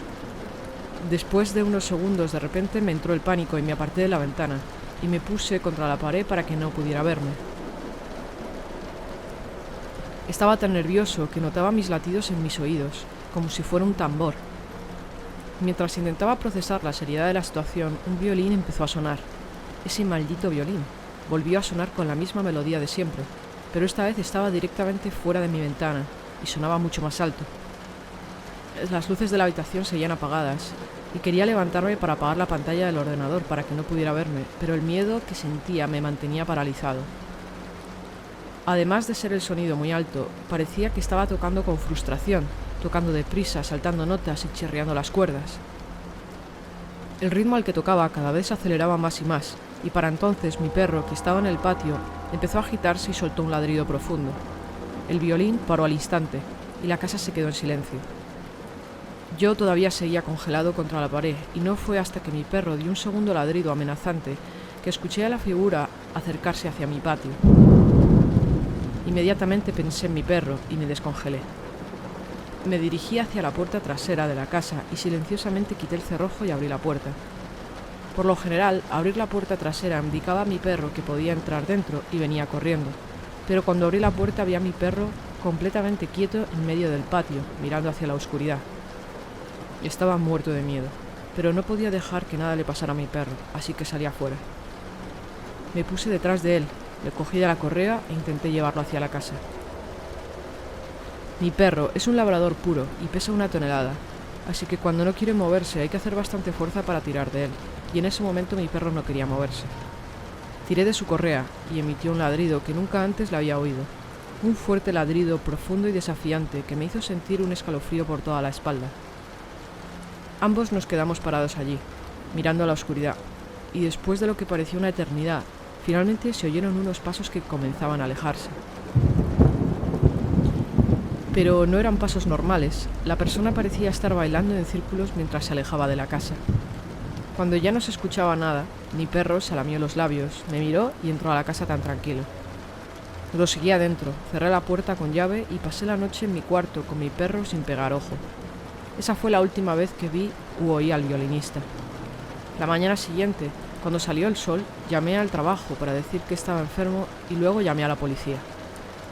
La policía recorrió la zona y encontraron cientos de huellas de pisadas alrededor de mi casa. La única descripción del violinista que le pude dar a la gente fue su estatura. Tenía que medir por lo menos 2 metros para ser capaz de mirarme por encima de la valla, aunque me dijeron que podía haber estado de puntillas o apoyado sobre algo. La policía me dijo que nunca habían oído a nadie quejarse de un violinista y de que nadie entrara en la zona vallada de la colina. Debí de parecer un loco cuando me tomaron la declaración, pero los agentes fueron muy amables con todo el asunto y se ofrecieron a patrullar la zona durante las próximas noches, que me ayudó a tranquilizarme. Nada más ha sucedido desde entonces. A partir del año siguiente, la gente finalmente empezó a mudarse a la urbanización y a todos les cuento la historia del violinista. Muchos de ellos usan la historia para asustar a sus hijos como si fuera el cuento del coco. Alguien del barrio apodó la colina del violín, y así le llama ahora a todo el mundo del barrio. Pasé mucho tiempo investigando por internet a ver si encontraba la melodía que tocaba, pero nunca la conseguí encontrar, lo que me hace pensar que era una composición suya. Todavía vivo en la misma casa y mantengo la misma rutina que tenía entonces, lo que me ha ayudado a superar lo mal que lo pasé. Eso sí, ahora juego al ordenador con las persianas bajadas.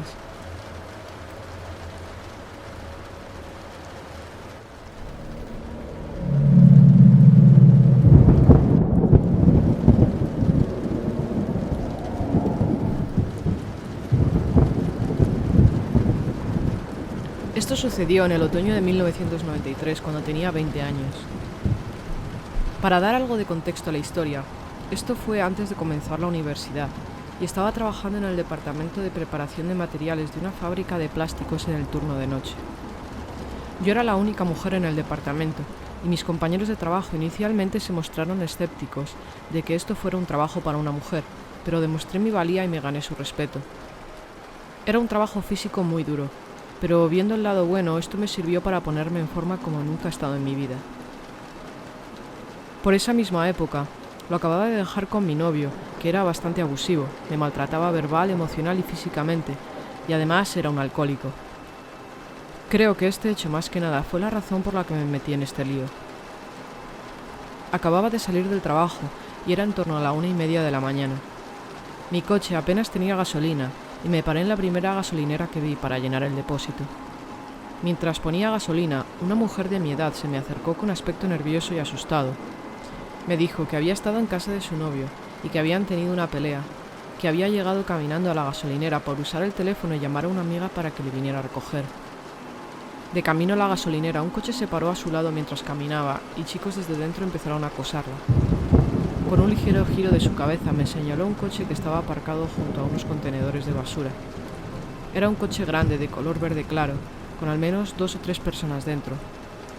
Me dijo que le habían amenazado y que estaba demasiado asustada como para llamar a su amiga y esperar sola. La mujer estaba arreglada y bien vestida, y no parecía ni yonki ni borracha, ni nada de eso. Solo parecía nerviosa y asustada, así que no dudé ni un momento. Terminé de poner gasolina y le dije que se subiera al coche que la llevaba a casa. A esa hora, al ser un día entre semana, había poco tráfico, así que arranqué el coche, salí de la gasolinera y le pregunté dónde vivía. No paraba de girarse en el asiento, mirando hacia atrás buscando el coche verde. Cuando le pedí que se pusiera el cinturón de seguridad, me ignoró y siguió buscando el coche. Supuse que estaba asustada y tenía miedo de lo que pudieran hacer. Pero después de unos minutos, noté que no paraba de mirar a su alrededor y comenzó a preguntarme por dinero. ¿Dónde está tu bolso? ¿Dónde está tu bolso? Necesito dinero, tienes que darme dinero. Se me encogió el estómago. He metido a esta mujer en mi coche y ahora me va a robar. Mierda. Pero cuando lo pensé, la verdad es que robarme no tenía mucho sentido. Conducía un coche del año 85 que no valía nada y tenía puesta la ropa del trabajo, una camisa raída, vaqueros y zapatos de obra. No aparentaba ser una persona con mucho dinero porque en realidad no tenía mucho dinero. Se había vuelto a girar en el asiento. Y comenzó a gritar. ¡Ahí están! ¡Ahí están! Pero ahora no sonaba asustada. Miré por el retrovisor y efectivamente el coche verde estaba justo detrás de mí. La mujer comenzó a reírse y a saltar en el asiento. «Mis hijos te van a destrozar, perra, te van a pegar una paliza». Se estaba riendo como una loca, abriendo la guantera, buscando en la parte de atrás de mi coche y mientras diciéndome toda cantidad de barbaridades que me iban a hacer. Si hubiera sido inteligente, habría conducido a una comisaría de policía. En realidad, si hubiera sido realmente inteligente, habría llamado a la policía desde la gasolinera y habría esperado con ella hasta que llegaran. Eso habría sido lo más inteligente. Pero desafortunadamente, no se me ocurrió nada de eso hasta más tarde. En ese momento, de repente sentí pura ira y me di cuenta de 3 cosas que fueron clave. Primero, había una intersección un poco más adelante con coches a ambos lados esperando a cruzar y el semáforo se acababa de poner en ámbar. Segundo, tenía un cúter de repuesto para el trabajo en el compartimento de la puerta del conductor. Y tercero, la mujer todavía no se había puesto el cinturón de seguridad. No pensé y puse el automático. Pisé el acelerador y pasé el semáforo en ámbar justo cuando se ponía en rojo. Miré por el retrovisor para ver si el coche verde todavía me seguía, pero el tráfico de la intersección le impedía pasar el semáforo. La mujer comenzó a gritar como una loca. Pisé el freno con todas mis fuerzas y se golpeó de lleno contra el salpicadero y el parabrisas del coche. Cuando se recompuso en el asiento, tenía el cúter preparado, se lo puse delante de la cara y empecé a gritar como una loca, diciéndole que saliera del coche o que era yo la que le iba a destrozar. La combinación del personaje de loca con el cúter en la mano funcionó. Sin mirar, la mujer agarró el manillar y abrió la puerta, y comencé a empujarla y a golpearla hasta que la mujer cayó del coche a la acera. Pisé el acelerador hasta el fondo y salí de allí con las ruedas patinando y la puerta del copiloto todavía abierta. Di algunas vueltas más porque tenía miedo de que el coche verde me alcanzara y me siguiera a casa. Estuve conduciendo unos minutos cuando empezaron los temblores de la bajada de adrenalina. Me detuve en un arcén para calmarme y respirar, y luego me fui directa a casa.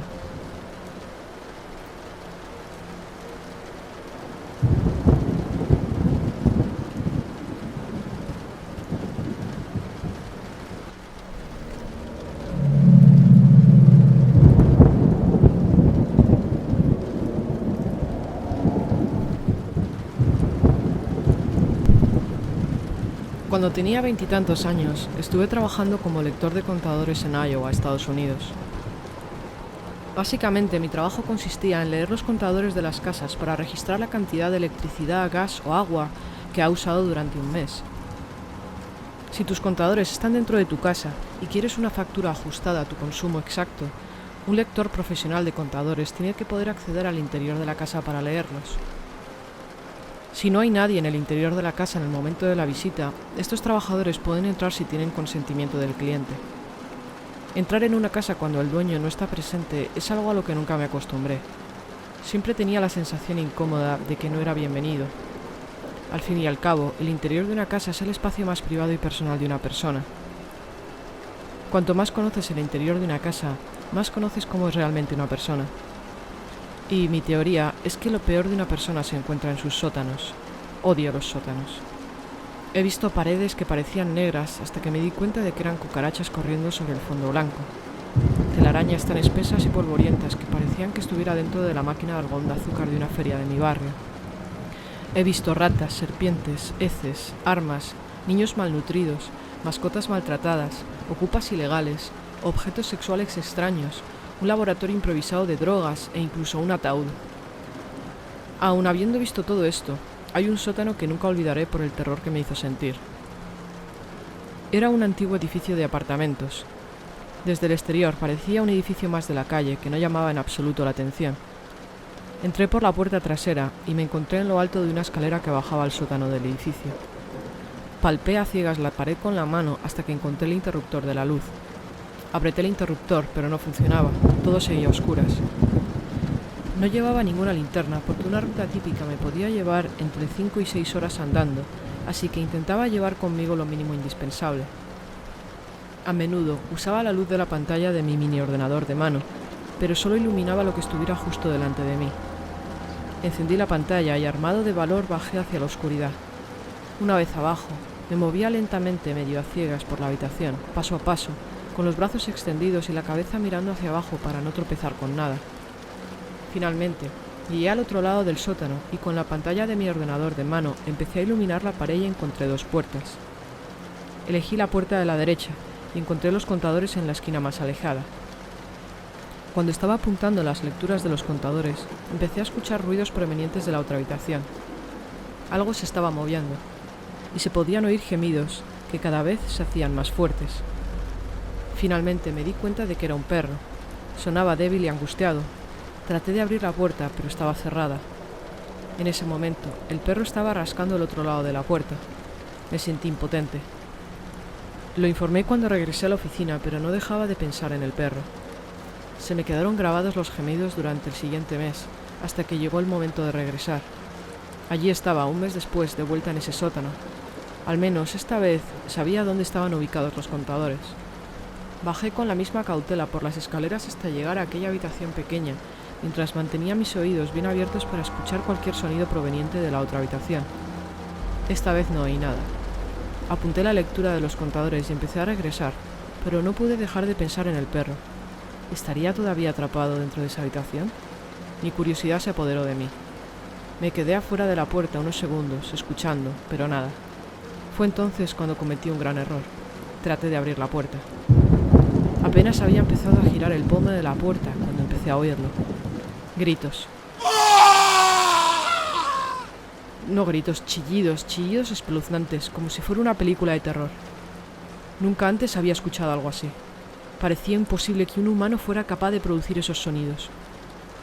Eran chillidos cortos, penetrantes y agudos que eran seguidos abruptamente por un gemido gutural, bajo y prolongado, que finalmente se transformaba en algo que solo puedo describir como un lloro, pero mucho más fuerte.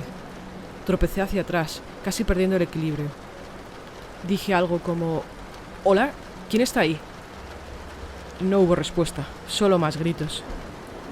«¿Estás bien? ¿Necesitas ayuda?» Todavía sin respuesta, solo gritos. No había duda de que grité lo suficientemente fuerte como para que me escuchara. Estaba claro que no quería mi ayuda, solo quería que me fuera. Me abrí paso a través de la habitación a oscuras hacia la salida. Cuando estaba arriba de las escaleras me quedé allí escuchando. Estaba tratando de entender lo que estaba pasando. Esperé a que los gritos pararan, pero nunca pararon. Cuando finalmente me decidí a irme, los gritos seguían igual que al principio. Sentí un gran alivio cuando salí del edificio, pero me duró poco, porque me di cuenta de que tenía que volver dentro de un mes. Notifiqué de lo que había pasado a la oficina, pero no me dieron ninguna solución. A medida que se acercaba la fecha para regresar, crecía en mí una enorme y sobrecogedora sensación de terror. ¿Qué clase de loco se queda solo en una habitación de un sótano en total oscuridad y en silencio? Mi mente creó infinitas explicaciones de qué tipo de infierno habría detrás de esa puerta. Para cuando regresé, me había obsesionado tanto con el tema que cualquier cosa que no fuera el propio demonio me habría decepcionado. Pero al mes siguiente no había señales de él, ni en los meses siguientes a ese. Llegó un momento que había renunciado a resolver el misterio, hasta una noche cuando el azar me hizo volver a ese sótano. Esa noche fui a un concierto con mi amiga Lara. Cuando acabó, le llevé a casa. Se había mudado recientemente, así que tuvo que darme instrucciones para llegar a su casa. Cuando estábamos llegando, señaló una casa en la calle. No me lo podía creer. Se había mudado al complejo de apartamentos con la misteriosa habitación en el sótano. Sin pensármelo, le pregunté: «Esto suena extraño, pero ¿has notado algo raro en el sótano del edificio?» Antes de que pudiera terminar mi pregunta, saltó y dijo: «Dios mío, sí, un loco vive ahí abajo». Por fin tenía una confirmación. Continuó diciéndome que, aunque su apartamento estaba en el ático, a menudo lo escuchaba gritar por la noche de madrugada. Y eso no era todo. Un día lo conocí en persona. Un día, mientras iba en su coche, lo vio de pie en el césped. Estaba perfectamente quieto, sin ninguna expresión en la cara. El hombre estaba justo en su camino, por lo que mi amiga lo tuvo que rodear con cuidado. Notó que le estaba mirando fijamente, así que ella le saludó tímidamente. Él no reaccionó, excepto que sacó la lengua y se la chupó rápidamente de nuevo a la boca, y continuó actuando como una estatua. Completamente flipada, se subió al coche y se fue. 2 o 3 meses después, finalmente lo conocí yo mismo. Entré por la puerta de atrás del edificio, como había hecho tantos meses antes, pero esta vez había una luz encendida en el sótano. Me asomé por la escalera y en la parte inferior un perro mugriento me estaba mirando. Era el mismo perro que había escuchado en mi primera visita. Y entonces vi algo más. Detrás del perro había un par de pies descalzos. El techo me bloqueaba la visión del resto de la persona que estaba allí de pie, pero no importaba, sabía que era él. Debería haberme ido en ese momento, pero no lo hice. Sé que puede sonar raro, pero en este punto mi deseo de obtener alguna respuesta superaba mi miedo. Dije tímidamente: «Soy el lector de contadores del edificio». Y comencé a descender. Mientras bajaba, empecé a verlo mejor. Parecía un hombre de mediana edad. Tenía la cabeza afeitada y los ojos desorbitados. Llevaba pantalones, pero ninguna camiseta. Recuerdo que era muy delgado y flaco. Le expliqué quién era y qué hacía allí. Sorprendentemente, no solo me habló, sino que en realidad sonó hasta normal. El volumen y el tono de su voz eran un poco extraños, pero decía cosas coherentes hasta el punto que me hizo dudar de si era o no el famoso loco del sótano. Pero poco a poco su comportamiento eliminó toda duda. Mientras leía los contadores, no paraba de caminar rápidamente de un lado a otro, constantemente se retorcía las manos y ladeaba la cabeza de un lado a otro. Cuanto más hablaba, más se agitaba. Comenzó a hacer muecas y empezaron a aparecer pequeños tics verbales cuando hablaba. De repente, mientras hablaba, soltaba un fuerte grito en medio de una frase. Se le notaba que estaba intentando reprimirse, pero estaba perdiendo la batalla. Comencé a caminar hacia la salida y él me siguió. Sus estallidos verbales se hicieron cada vez más fuertes y más frecuentes. Estaba petrificado. Cuando llegué a las escaleras, terminé la conversación y me despedí. Cuando me di la vuelta para subir las escaleras ya no podía contenerse más. Gritos. Los mismos gritos espeluznantes que había escuchado meses antes desde esa habitación cerrada. Subí corriendo las escaleras tan rápido como me permitían las piernas, abrí la puerta y volví a toda prisa a la luz del día. Un mes o dos después, estaba con 2 amigos en mi casa, incluida mi amiga Lara. Estaba deseando contarle sobre mi encuentro, pero mientras le contaba la historia me di cuenta de que ella tenía noticias más frescas. Cuando terminé de contar mi historia, me contó que hacía un par de semanas vio por la ventana varios coches de policía. Pudo ver a 2 agentes dirigiendo al hombre del sótano esposado a la parte de atrás de un coche de policía. Más tarde descubrió por otro inquilino que el hombre del sótano había apuñalado a alguien con un cuchillo. Fue la última vez que le vimos. No sé qué pasó con él, pero espero que recibiera la atención psiquiátrica que claramente necesitaba.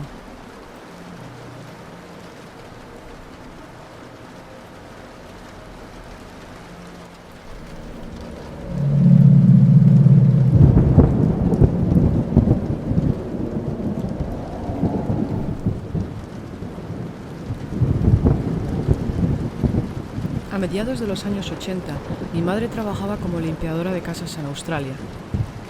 Limpiaba casas en áreas suburbanas y algunas veces limpiaba casas en regiones rurales, ya que vivíamos cerca de ambas zonas.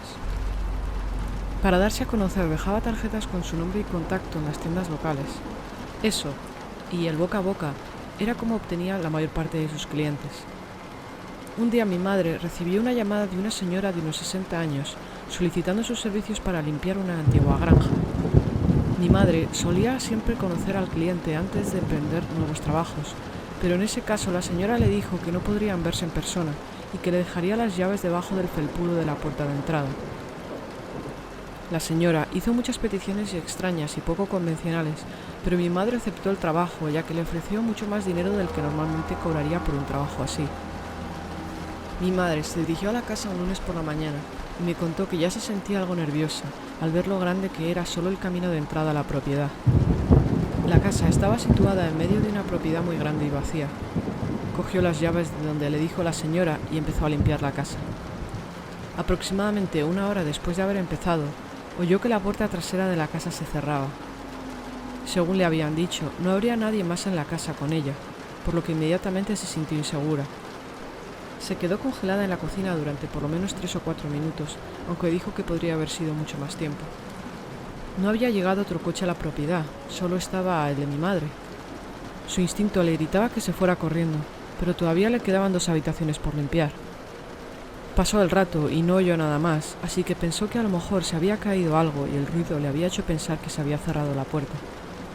Así que decidió quedarse y terminar de limpiar lo que le quedaba de la casa. Se dirigió por el pasillo a la primera habitación y vio que encima de la cama había docenas de fotos en blanco y negro. Cuando se acercó, se dio cuenta de que todas las fotos eran de ella. Algunas eran fotos tomadas en nuestra casa y muchas otras fotos eran de ella trabajaba en otras casas que limpiaba. Estaban tomadas a través de ventanas y vallas. Mi madre usó el teléfono fijo de la casa para llamar a la policía e inmediatamente se montó en el coche y esperó al comienzo de la propiedad. Al final, la mujer propietaria de la granja terminó siendo investigada, pero siguió afirmando no saber nada de lo ocurrido. Después de un tiempo, la policía abandonó la investigación y nos mudamos a otra ciudad 4 meses después. Esta historia es 100% real y cada vez que me la cuenta me dan escalofríos. Mi madre sigue pensando que la señora no era trigo limpio, pero no sabe qué motivación podía tener.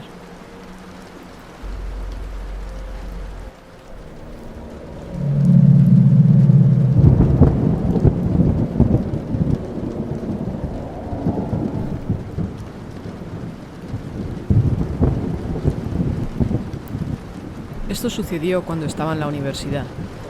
Vivía en Isla Vista, la comunidad estudiantil de la Universidad de Santa Bárbara en California, conocida por ser una de las universidades más fiesteras de Estados Unidos. Y la verdad es que su reputación estaba justificada. Me encanta salir de fiesta, pero madre mía, esto era otro nivel. Por eso, era normal encontrarte a universitarios que no conocías durmiendo en el sofá de tu apartamento.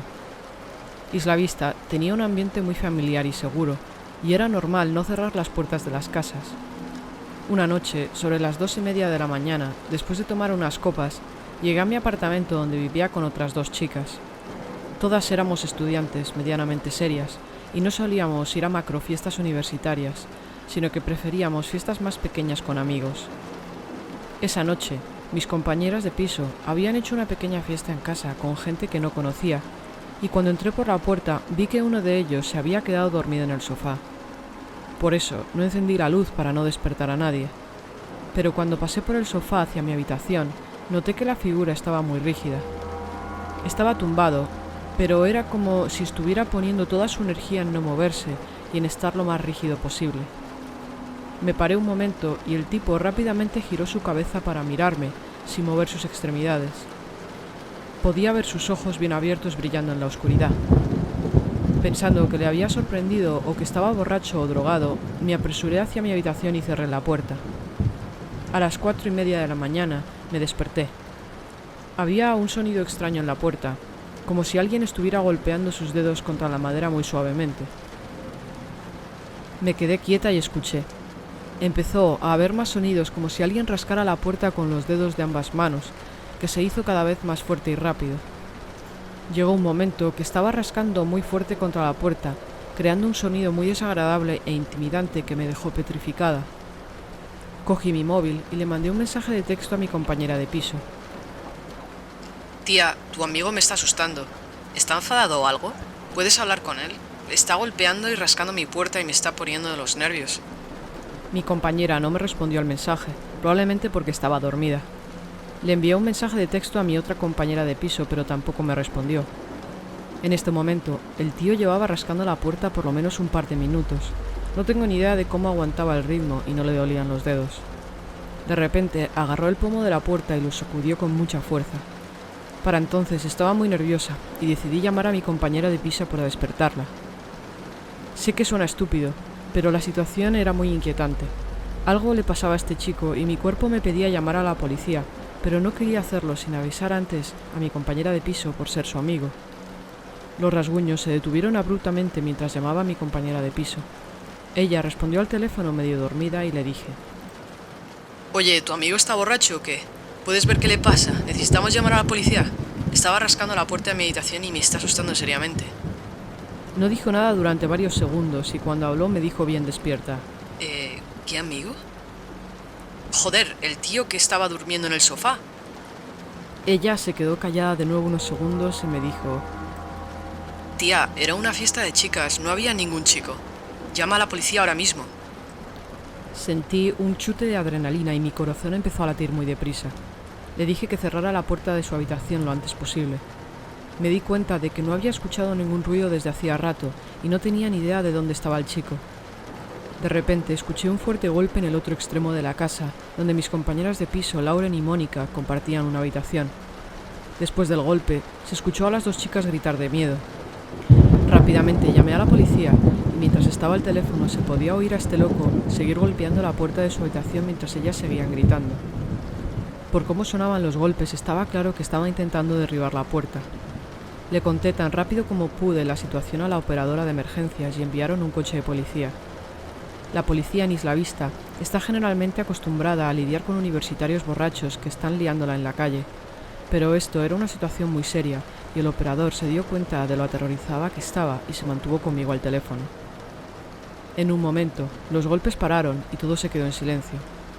Mientras hablaba con el operador, de repente bajé la mirada y vi que este tipo estaba deslizando los dedos de su mano por el espacio que había entre la puerta y el suelo, y los estaba moviendo mientras hacía un extraño gruñido. Grité del susto y retrocedí, de lo cual me arrepiento, porque lo que debería haber hecho es pisotear con todas mis fuerzas sus dedos. Cuando llegó la policía, oí que el tío corría y se abría nuestra puerta corrediza del salón. Los policías nunca lo atraparon. Al parecer este tío había entrado por nuestra puerta principal. El otro lado de la puerta de mi habitación estaba cubierta en arañazos que había hecho usando unas tijeras que había dejado tiradas en el suelo. Lo que más me aterroriza de todo es que pasé junto a su lado y lo miré directamente a los ojos. Ahora me doy cuenta de que no estaba tratando de dormir, sino que estaba tratando de no ser visto en la oscuridad. Menos mal que no encendí la luz del salón.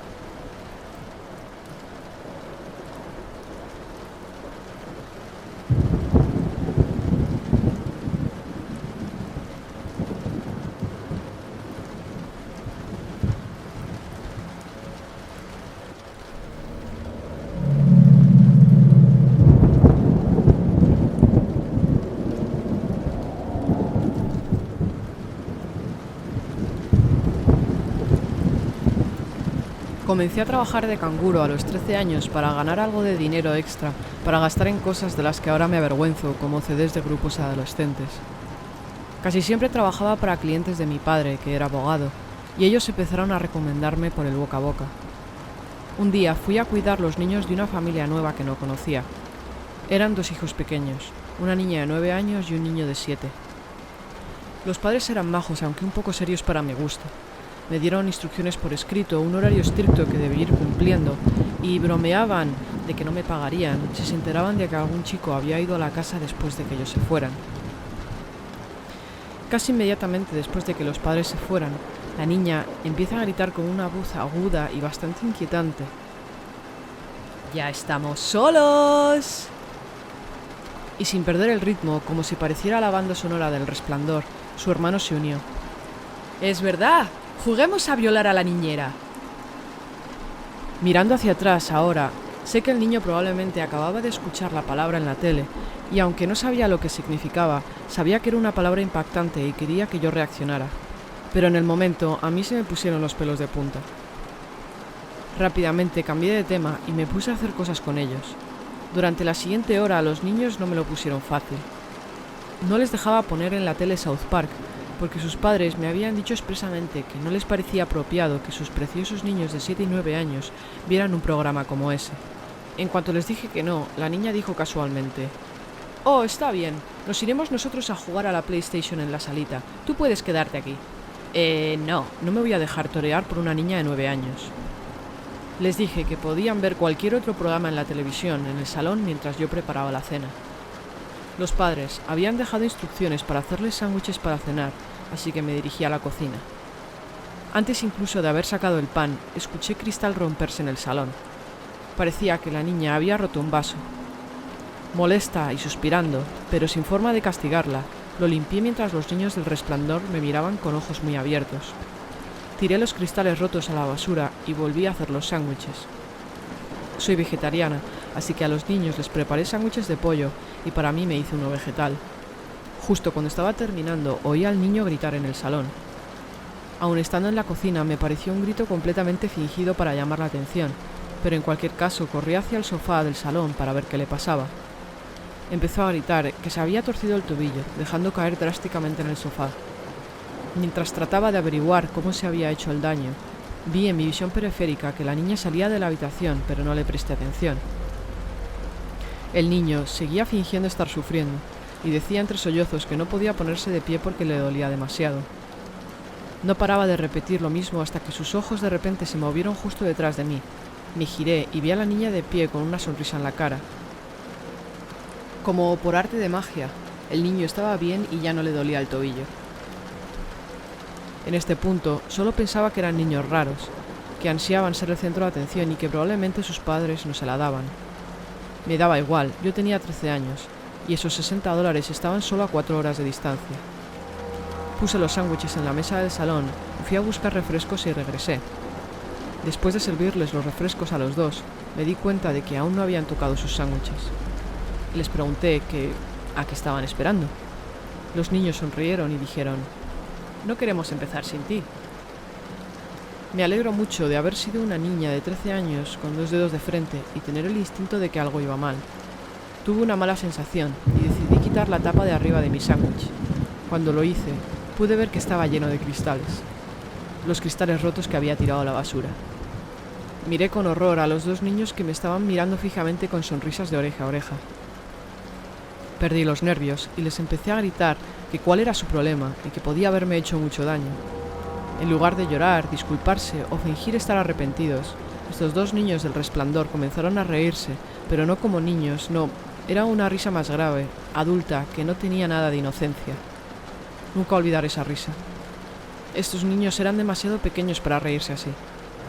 Llamé a mi hermana mayor de 17 años y empecé a contarle llorando lo que había sucedido. Ella vino a la casa y se quedó conmigo el resto de la noche hasta que llegaron los padres.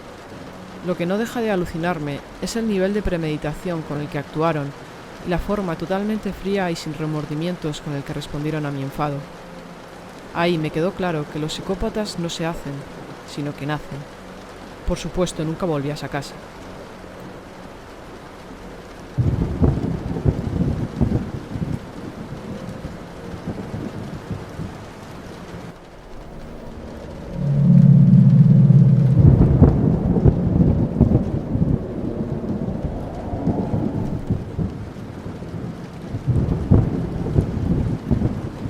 Hace unos años, mi novia y yo, después de haber recorrido otras partes del monte de los Apalaches, decidimos que queríamos darle una oportunidad a la parte sur del Sendero de Virginia. Tiene aproximadamente 270 kilómetros de largo y atraviesa los parques nacionales de George Washington y Jefferson, desde el condado de Roanoke hasta el condado de Giles.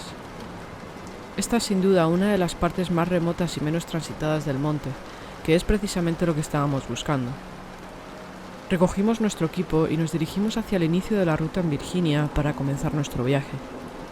Era principios de octubre y los colores de los árboles en pleno otoño eran increíbles. No hacía mucho calor ni mucho frío, el clima era perfecto para hacer una ruta de senderismo con hermosos paisajes. La mayoría del viaje transcurrió sin ningún incidente, hasta las últimas 2 noches.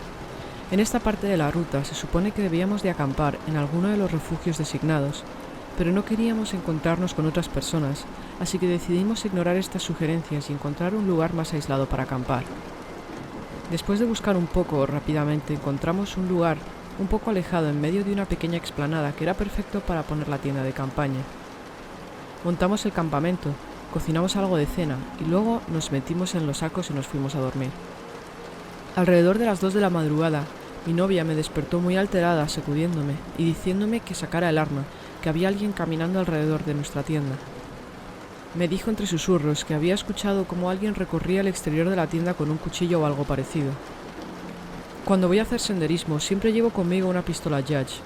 Nunca sabes con quién o con qué te puedes encontrar en lugares tan remotos. Saqué la pistola de mi mochila y nos quedamos en silencio escuchando cualquier sonido. Pasaron unos minutos y nada, solo se oía el viento y los árboles moverse, pero de repente lo escuché.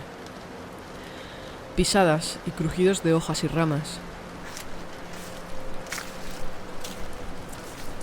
Alguien o algo estaba caminando detrás de nuestra tienda. Cogí la linterna y silenciosamente salí de la tienda.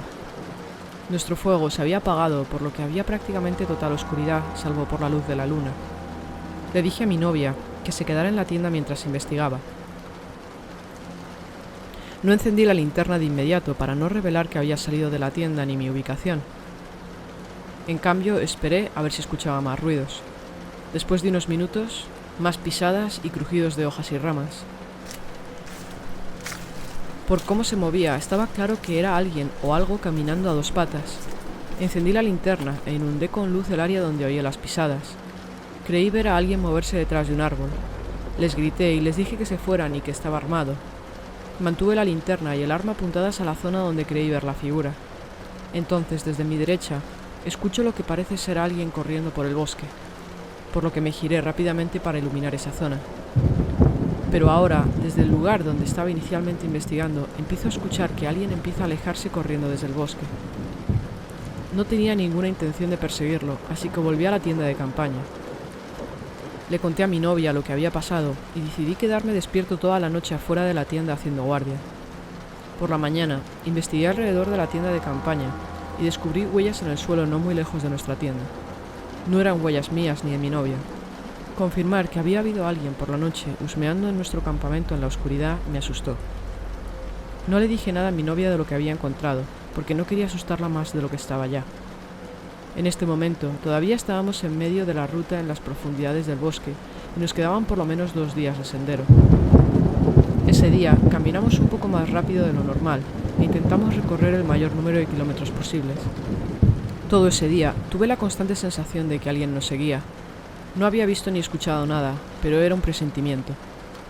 Cuando empezó a oscurecer y llegó el momento de buscar un lugar para acampar, encontré un lugar cerca de un acantilado donde podíamos colocar la tienda en un pequeño saliente y evitar que alguien se acercara por detrás. Montamos el campamento, nos hicimos algo de cena y luego nos metimos en los sacos. Dejé a mi lado mi pistola e intenté quedarme despierto el mayor tiempo posible, escuchando los sonidos del bosque. Estuve despierto durante horas, pero eventualmente me quedé dormido. Más tarde me desperté por ruidos fuera de la tienda. Parecía que alguien estaba rebuscando entre nuestras cosas. Cogí la pistola y desperté a mi novia con un dedo sobre la boca, indicándola que no hiciera ruido. A través del fuego de la hoguera podía distinguir la silueta de varias personas fuera de la tienda. Les grité que se fueran y que estábamos armados. Tiraron al suelo lo que tenían en las manos y se fueron corriendo. Salí de la tienda con la pistola desenfundada y lista para disparar. Nuestras cosas estaban esparcidas por todas partes. Empecé a correr hacia donde oía las pisadas hasta un arroyo que había cerca. A lo lejos pude ver una luz que parecía una linterna y luego vi emerger 3 figuras más desde el otro lado del bosque. Volví a mi tienda y le dije a mi novia que empezara a recoger todo, que nos íbamos ahora. Guardamos todo lo que tenía valor, dejamos la tienda y algunos otros artículos y nos dirigimos al sendero en medio de la noche. Seguía escuchando a la gente hablando en el bosque y escuchando pisadas y hojas y ramas romperse no muy lejos de nosotros. No paraba de mirar hacia atrás cada pocos segundos para asegurarme de que nadie se acercaba. Fue tremendamente estresante. Si algo pasaba, todavía estábamos muy lejos de cualquier lugar habitado y estábamos completamente solos. Nunca me he sentido en tanto peligro en mi vida. Llevábamos bastante tiempo caminando cuando escuché algo en el bosque detrás de nosotros. Al doblar una esquina, me di la vuelta y vi a alguien salir del sendero desde el bosque y quedarse allí mirándonos fijamente. Era justo cuando estaba saliendo el sol y apenas había luz, pero podía distinguir su silueta. Pocos segundos después salieron varias personas más. Me detuve y los miré y les pregunté que quiénes eran y qué querían. Se quedaron allí en silencio mirándonos y luego se dieron la vuelta y caminaron de regreso al bosque. Aceleramos el ritmo y seguimos por el sendero, mirando hacia atrás cada poco. No los volvimos a ver, pero mi instinto me decía que nos siguieron de cerca por el bosque durante bastante tiempo. Finalmente llegamos al final de la ruta y nos dirigimos a donde habíamos dejado aparcado el coche de mi novia, extremadamente agotados. Conseguimos salir de allí con nuestras vidas, sin convertirnos en comida para una secta de caníbales endogámicos, que es lo que no paraba de imaginarme todo el rato. No tengo ni idea de quiénes eran o qué querían, pero ten mucho cuidado si alguna vez vas al sendero de la parte sur de los Montes Apalaches.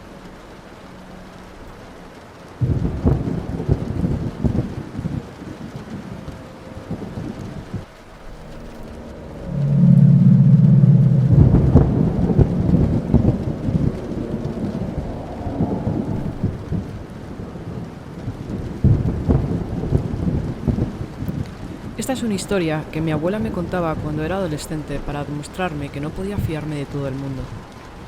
Cuando mi abuela tenía unos 28 o 30 años, viajó a una ciudad importante para una reunión de trabajo. Desde el hotel en el que se alojaba, tenía que dirigirse a las afueras de la ciudad para reunirse con un cliente, por lo que pidió al hotel que le llamaran un taxi. Cuando salió a esperar, vio un taxi que ya estaba fuera y asumió que era para ella. Se dirigió al taxi y se metió dentro. Le dijo al conductor la dirección a la que quería ir y se fueron. Al principio del viaje todo iba bien, hasta pasados unos 10 minutos, cuando se dio cuenta de que iban por un camino extraño. No dijo nada, pensando que era una ruta alternativa, pero pasados 10 minutos más se empezó a preocupar y le preguntó al taxista de por qué camino estaban yendo exactamente. Para entonces ya estaban fuera de la ciudad y empezó a entender la gravedad de la situación. Volvió a preguntar al conductor, pero él ni se giró ni le dijo nada. Mi abuela empezó a mirar alrededor y vio que estaban en medio de la nada y que se dirigían hacia un edificio medio abandonado que estaba a lo lejos. Mi abuela intentó calmarse y tomó una decisión. Se dio cuenta de que el conductor no había cerrado las puertas del coche, probablemente pensando que no se atrevería a saltar de un coche en movimiento. Pero lo que no sabía el conductor es que mi abuela era una mujer ruda que cuidaba de 5 hijos sola y además trabajaba a tiempo completo. Dobló las piernas hacia el pecho, abrió la puerta y se tiró hacia afuera. En cuanto pudo, se levantó, empezó a correr tan rápido como pudo y se escondió. El coche se paró y dio varias vueltas buscándola. En un momento dado, el conductor salió del coche y empezó a blasfemar, claramente enfadado. Pero finalmente se volvió a subir al coche y se fue. Cuando mi abuela estaba completamente segura de que se había ido, empezó a caminar hasta que encontró un hotel. Entró y pidió usar su teléfono. En un principio le dijeron que no, pero mi abuela no estaba para tonterías y exigió usar el teléfono con mucha seriedad. Finalmente le dejaron usarlo. Llamó al cliente con quien tenía que reunirse y les dijo dónde estaba y que trajeran a la policía. Cuando la policía llegó, mi abuela dio una declaración de lo que había pasado y los agentes se fueron. Más tarde, mi abuela se enteró de que la policía hizo una redada del edificio abandonado a donde se dirigía el taxi y encontró una docena de mujeres secuestradas que estaban siendo obligadas a prostituirse. A pesar de todo, mi abuela se quedó en la ciudad y terminó el trabajo para el que había ido.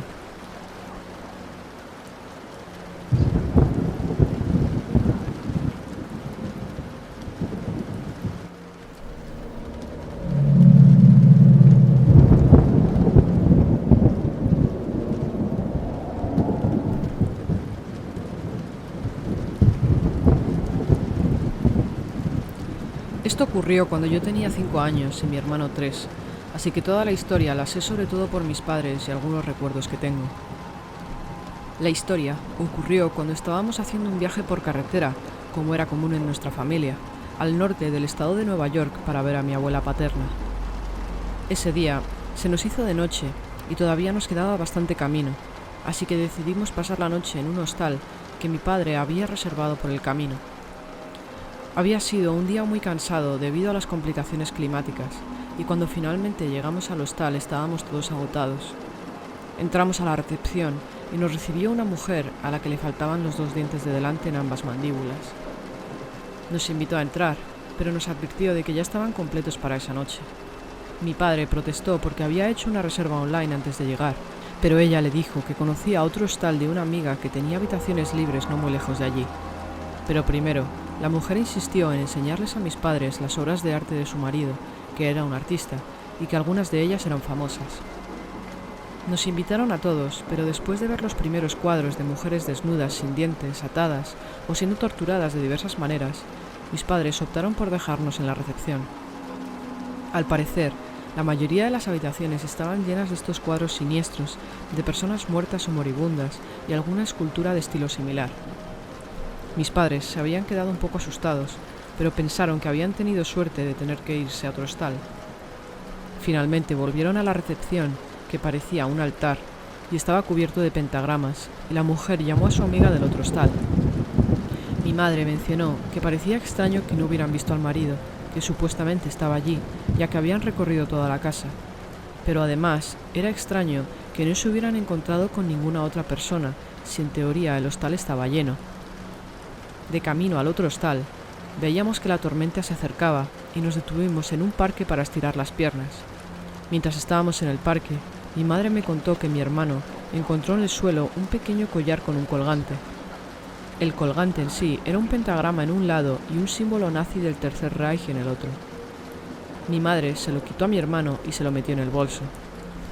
Llegamos al otro hostal y fuimos recibidos por otra mujer, a la que misteriosamente también le faltaban los 2 dientes de delante. En este momento mi madre recordó que mi abuela le había contado que recientemente había leído varios artículos sobre turistas que habían sido encontrados asesinados por algún tipo de secta satánica en ese área. Es verdad que mi abuela solía contar muchas historias rocambolescas, así que mis padres no le dieron mayor importancia, pero mirando hacia atrás deberíamos haberle hecho más caso. La tormenta ya nos había alcanzado, estábamos todos agotados del viaje y no había ningún otro lugar donde pasar la noche. Mi padre decidió que tendríamos que conformarnos con lo que tuvieran disponible, pero lo único que tenían disponible era un granero ligeramente renovado. Durante el ajetreo de sacar las maletas del coche, la mujer no paraba de hablarnos a mi hermano y a mí, diciendo que tenía muchos caramelos en la casa y que nos caerían muy bien sus gatitos, pero que mis padres no podían venir porque estaba todo patas arriba y le daba vergüenza que vieran la casa así. Finalmente, nos llevaron al granero y una vez dentro mi padre, que ya estaba un poco asustado, revisó las camas y las ventanas. Las ventanas no tenían ningún tipo de persiana ni cortina y las puertas no tenían cerraduras. Colocamos los cojines de los sofás contra las ventanas y mi padre empujó el armario contra la puerta de entrada. Cuando fue a mover el armario se dio cuenta de que tenía ruedas. También se dio cuenta de que la pared de detrás de ella se movía ligeramente. Inspeccionando un poco más, vio que la pared cedía y revelaba 2 puertas secretas que se abrían hacia afuera, y justo fuera había una camioneta de color oscuro que tenía el maletero de cara. Furioso, mi padre reorganizó los muebles de la habitación. Apiló los más pesados contra las puertas traseras y movió el armario y otros objetos pesados contra la puerta principal. Poco después, sobre las 11 de la noche, la mujer llamó a la puerta y mi padre abrió. La mujer nos traía magdalenas de chocolate recién hechas. Recuerdo perfectamente el hambre que tenía, porque no habíamos encontrado ningún sitio para cenar, y esas magdalenas olían como horneadas por ángeles celestiales. Quería una de esas magdalenas más que nada del mundo, pero mi madre, que no se fiaba un pelo, me prohibió terminantemente acercarnos a ellas. Puso el plato encima de lo alto del armario y nos mandó a la cama. Recuerdo estar muy enfadado e irme a la cama con mucha hambre. Aquella noche mis padres apenas pegaron ojo. Nos contaron que podían oír gente hablar fuera del granero durante gran parte de la noche. Mi hermano pequeño se despertó por la noche chillando alrededor de la 1 de la mañana sin razón aparente. Cuando mi madre se levantó a la cama de mi hermano para tratar de que se volviera a dormir, de repente llamó a mi padre. Al parecer, uno de los cuadros que de día parecía una inocente hoguera de acampada, era en realidad una hoguera quemando cadáveres con una figura encapuchada que se cernía sobre ellos. Nos levantamos temprano a la mañana siguiente, hicimos rápido las maletas y esperamos a que la señora se levantara para poder pagar e irnos. En un momento dado, la mujer se acercó a mi hermano y a mí y nos dio a cada uno un pequeño gato de madera tallado en forma de servilletero, cada uno de un color diferente, en el que había escrito pequeñas notas. Después de meter las maletas en el coche, estábamos esperando fuera mientras mi padre pagaba y mi madre comenzó a impacientarse y a patear la grava del suelo.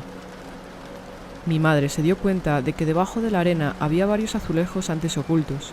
Se agachó a mirarlos y vio que las baldosas tenían el mismo pentagrama y el mismo símbolo nazi del Tercer Reich del colgante del parque. En ese momento fue a su bolso para comparar la imagen, pero el collar curiosamente ya no estaba en su bolso. Finalmente, la mujer del hostal salió para decirnos adiós y nos saludó con una sonrisa que dejaba ver todos los dientes que le faltaban, mientras tapaba discretamente con el pie las baldosas que mi madre había descubierto. A día de hoy todavía tengo el servilletero de madera en forma de gatito que me regaló la señora del hostal.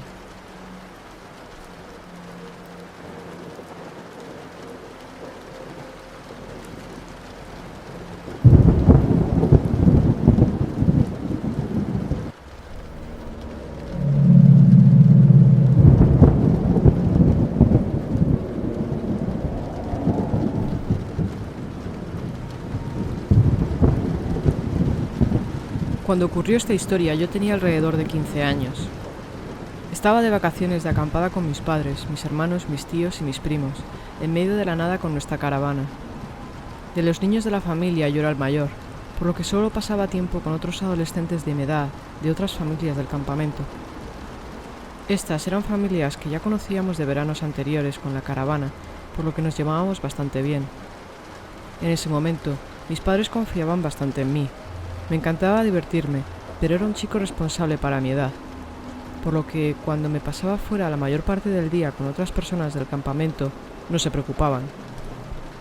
La única regla era que tenía que estar de vuelta en la caravana para cenar a las 9. Así que imagínate, un grupo de 6 adolescentes de 15 y 16 años en medio del bosque sin supervisión durante todo el día. Una receta para el fracaso. Ese día en particular, encontramos un sendero en el bosque que no habíamos encontrado en los 2 años que habíamos estado allí antes. Era un sendero serpenteante que atravesaba la parte muy gruesa de la maleza, con una anchura de medio metro. Era difícil de encontrar a no ser que supieras dónde buscar, pero lo investigamos de manera exhaustiva y lo marcamos con una rama rota en la entrada para poder volver a encontrarlo. Me llamó la atención una pequeña cueva que había al final del sendero que no nos dio tiempo a investigar más.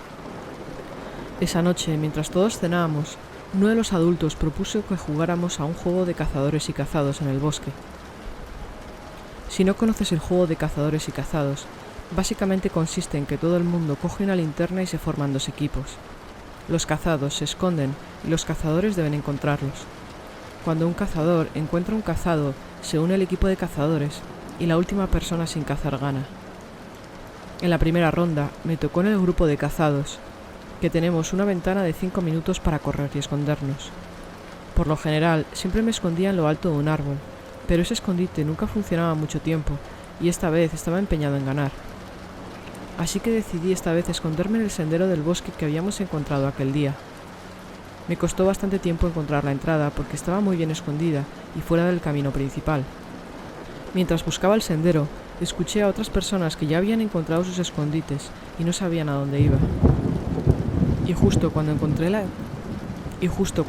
la entrada del sendero, escuché el ruido de la bocina que indicaba que se habían acabado nuestros 5 minutos. Me zambullí en este pequeño y estrecho sendero en medio de la maleza, arrastrándome con las manos y las rodillas. Los cazadores estaban haciendo un barrido inicial a través de los senderos principales, buscando los escondites clásicos, pero cuando llegaron a mi sendero, piensan que es un callejón sin salida y se dan la vuelta. Intenté seguir gateando y seguir avanzando por el sendero. Seguí a oscuras hasta encontrar la pequeña cueva del final y me arrastré hacia adentro. Nunca olvidaré lo que vi allí dentro. No quiero describir exactamente lo que me encontré allí, porque fue demasiado traumático y todavía tengo pesadillas al respecto.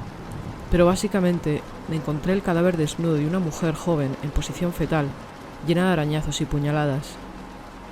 Estaba demasiado asustado para gritar y me quedé congelado allí mientras me empapaba de sangre. Me quedé congelado medio catatónico, lo que parecieron horas, pero debieron de ser en realidad unos instantes. Y de repente escuché que alguien se dirigía hacia la cueva. Nunca antes había sentido tanto miedo. Solté un gemido corto y tembloroso, y la persona que se acercaba se detuvo y luego siguió avanzando más rápido y haciendo aspavientos. Podía escuchar su respiración y ver que era un hombre. Lo escuchaba pasar por el sendero arrastrando una herramienta metálica pesada. Sin pensar, salí de la cueva y me lancé a la maleza fuera del camino. Escuché al hombre blasfemar y respirar bruscamente y empezar a moverse hacia mí. Yo me movía gateando lo más rápido que podía a través de la maleza, pero oía perfectamente sus jadeos acercándose cada vez más. Gracias a Dios conseguí llegar a la entrada del sendero. Me puse de pie y salí corriendo de allí como nunca antes había corrido en mi vida. Me temblaban las piernas y las tenía medio dormidas de tanto gatear, pero corrí sin mirar atrás por el sendero principal. El hombre me siguió de cerca, pero al final parecía que estaba demasiado cansado para alcanzarme. Fue un milagro que no tropezara teniendo en cuenta cómo me temblaban las piernas y la adrenalina que corría por mi sangre. Parecía una eternidad, pero finalmente llegué al campamento y empecé a gritar y a llorar. Intenté explicar lo que había pasado sin aliento y con la ropa ensangrentada, mientras la gente me miraba boca abierta en silencio. Realmente no recuerdo mucho desde ese momento. Sé que llamaron a la policía y mi madre y mi tía corrieron chillando tratando de reunir al resto de niños. La policía consiguió encontrar al hombre en el bosque con una sierra, un gran cuchillo y una bolsa de basura negra con más cuchillos e instrumentos afilados, muchos de ellos manchados en sangre. A día de hoy todavía tengo pesadillas del hombre persiguiéndome por aquel sendero.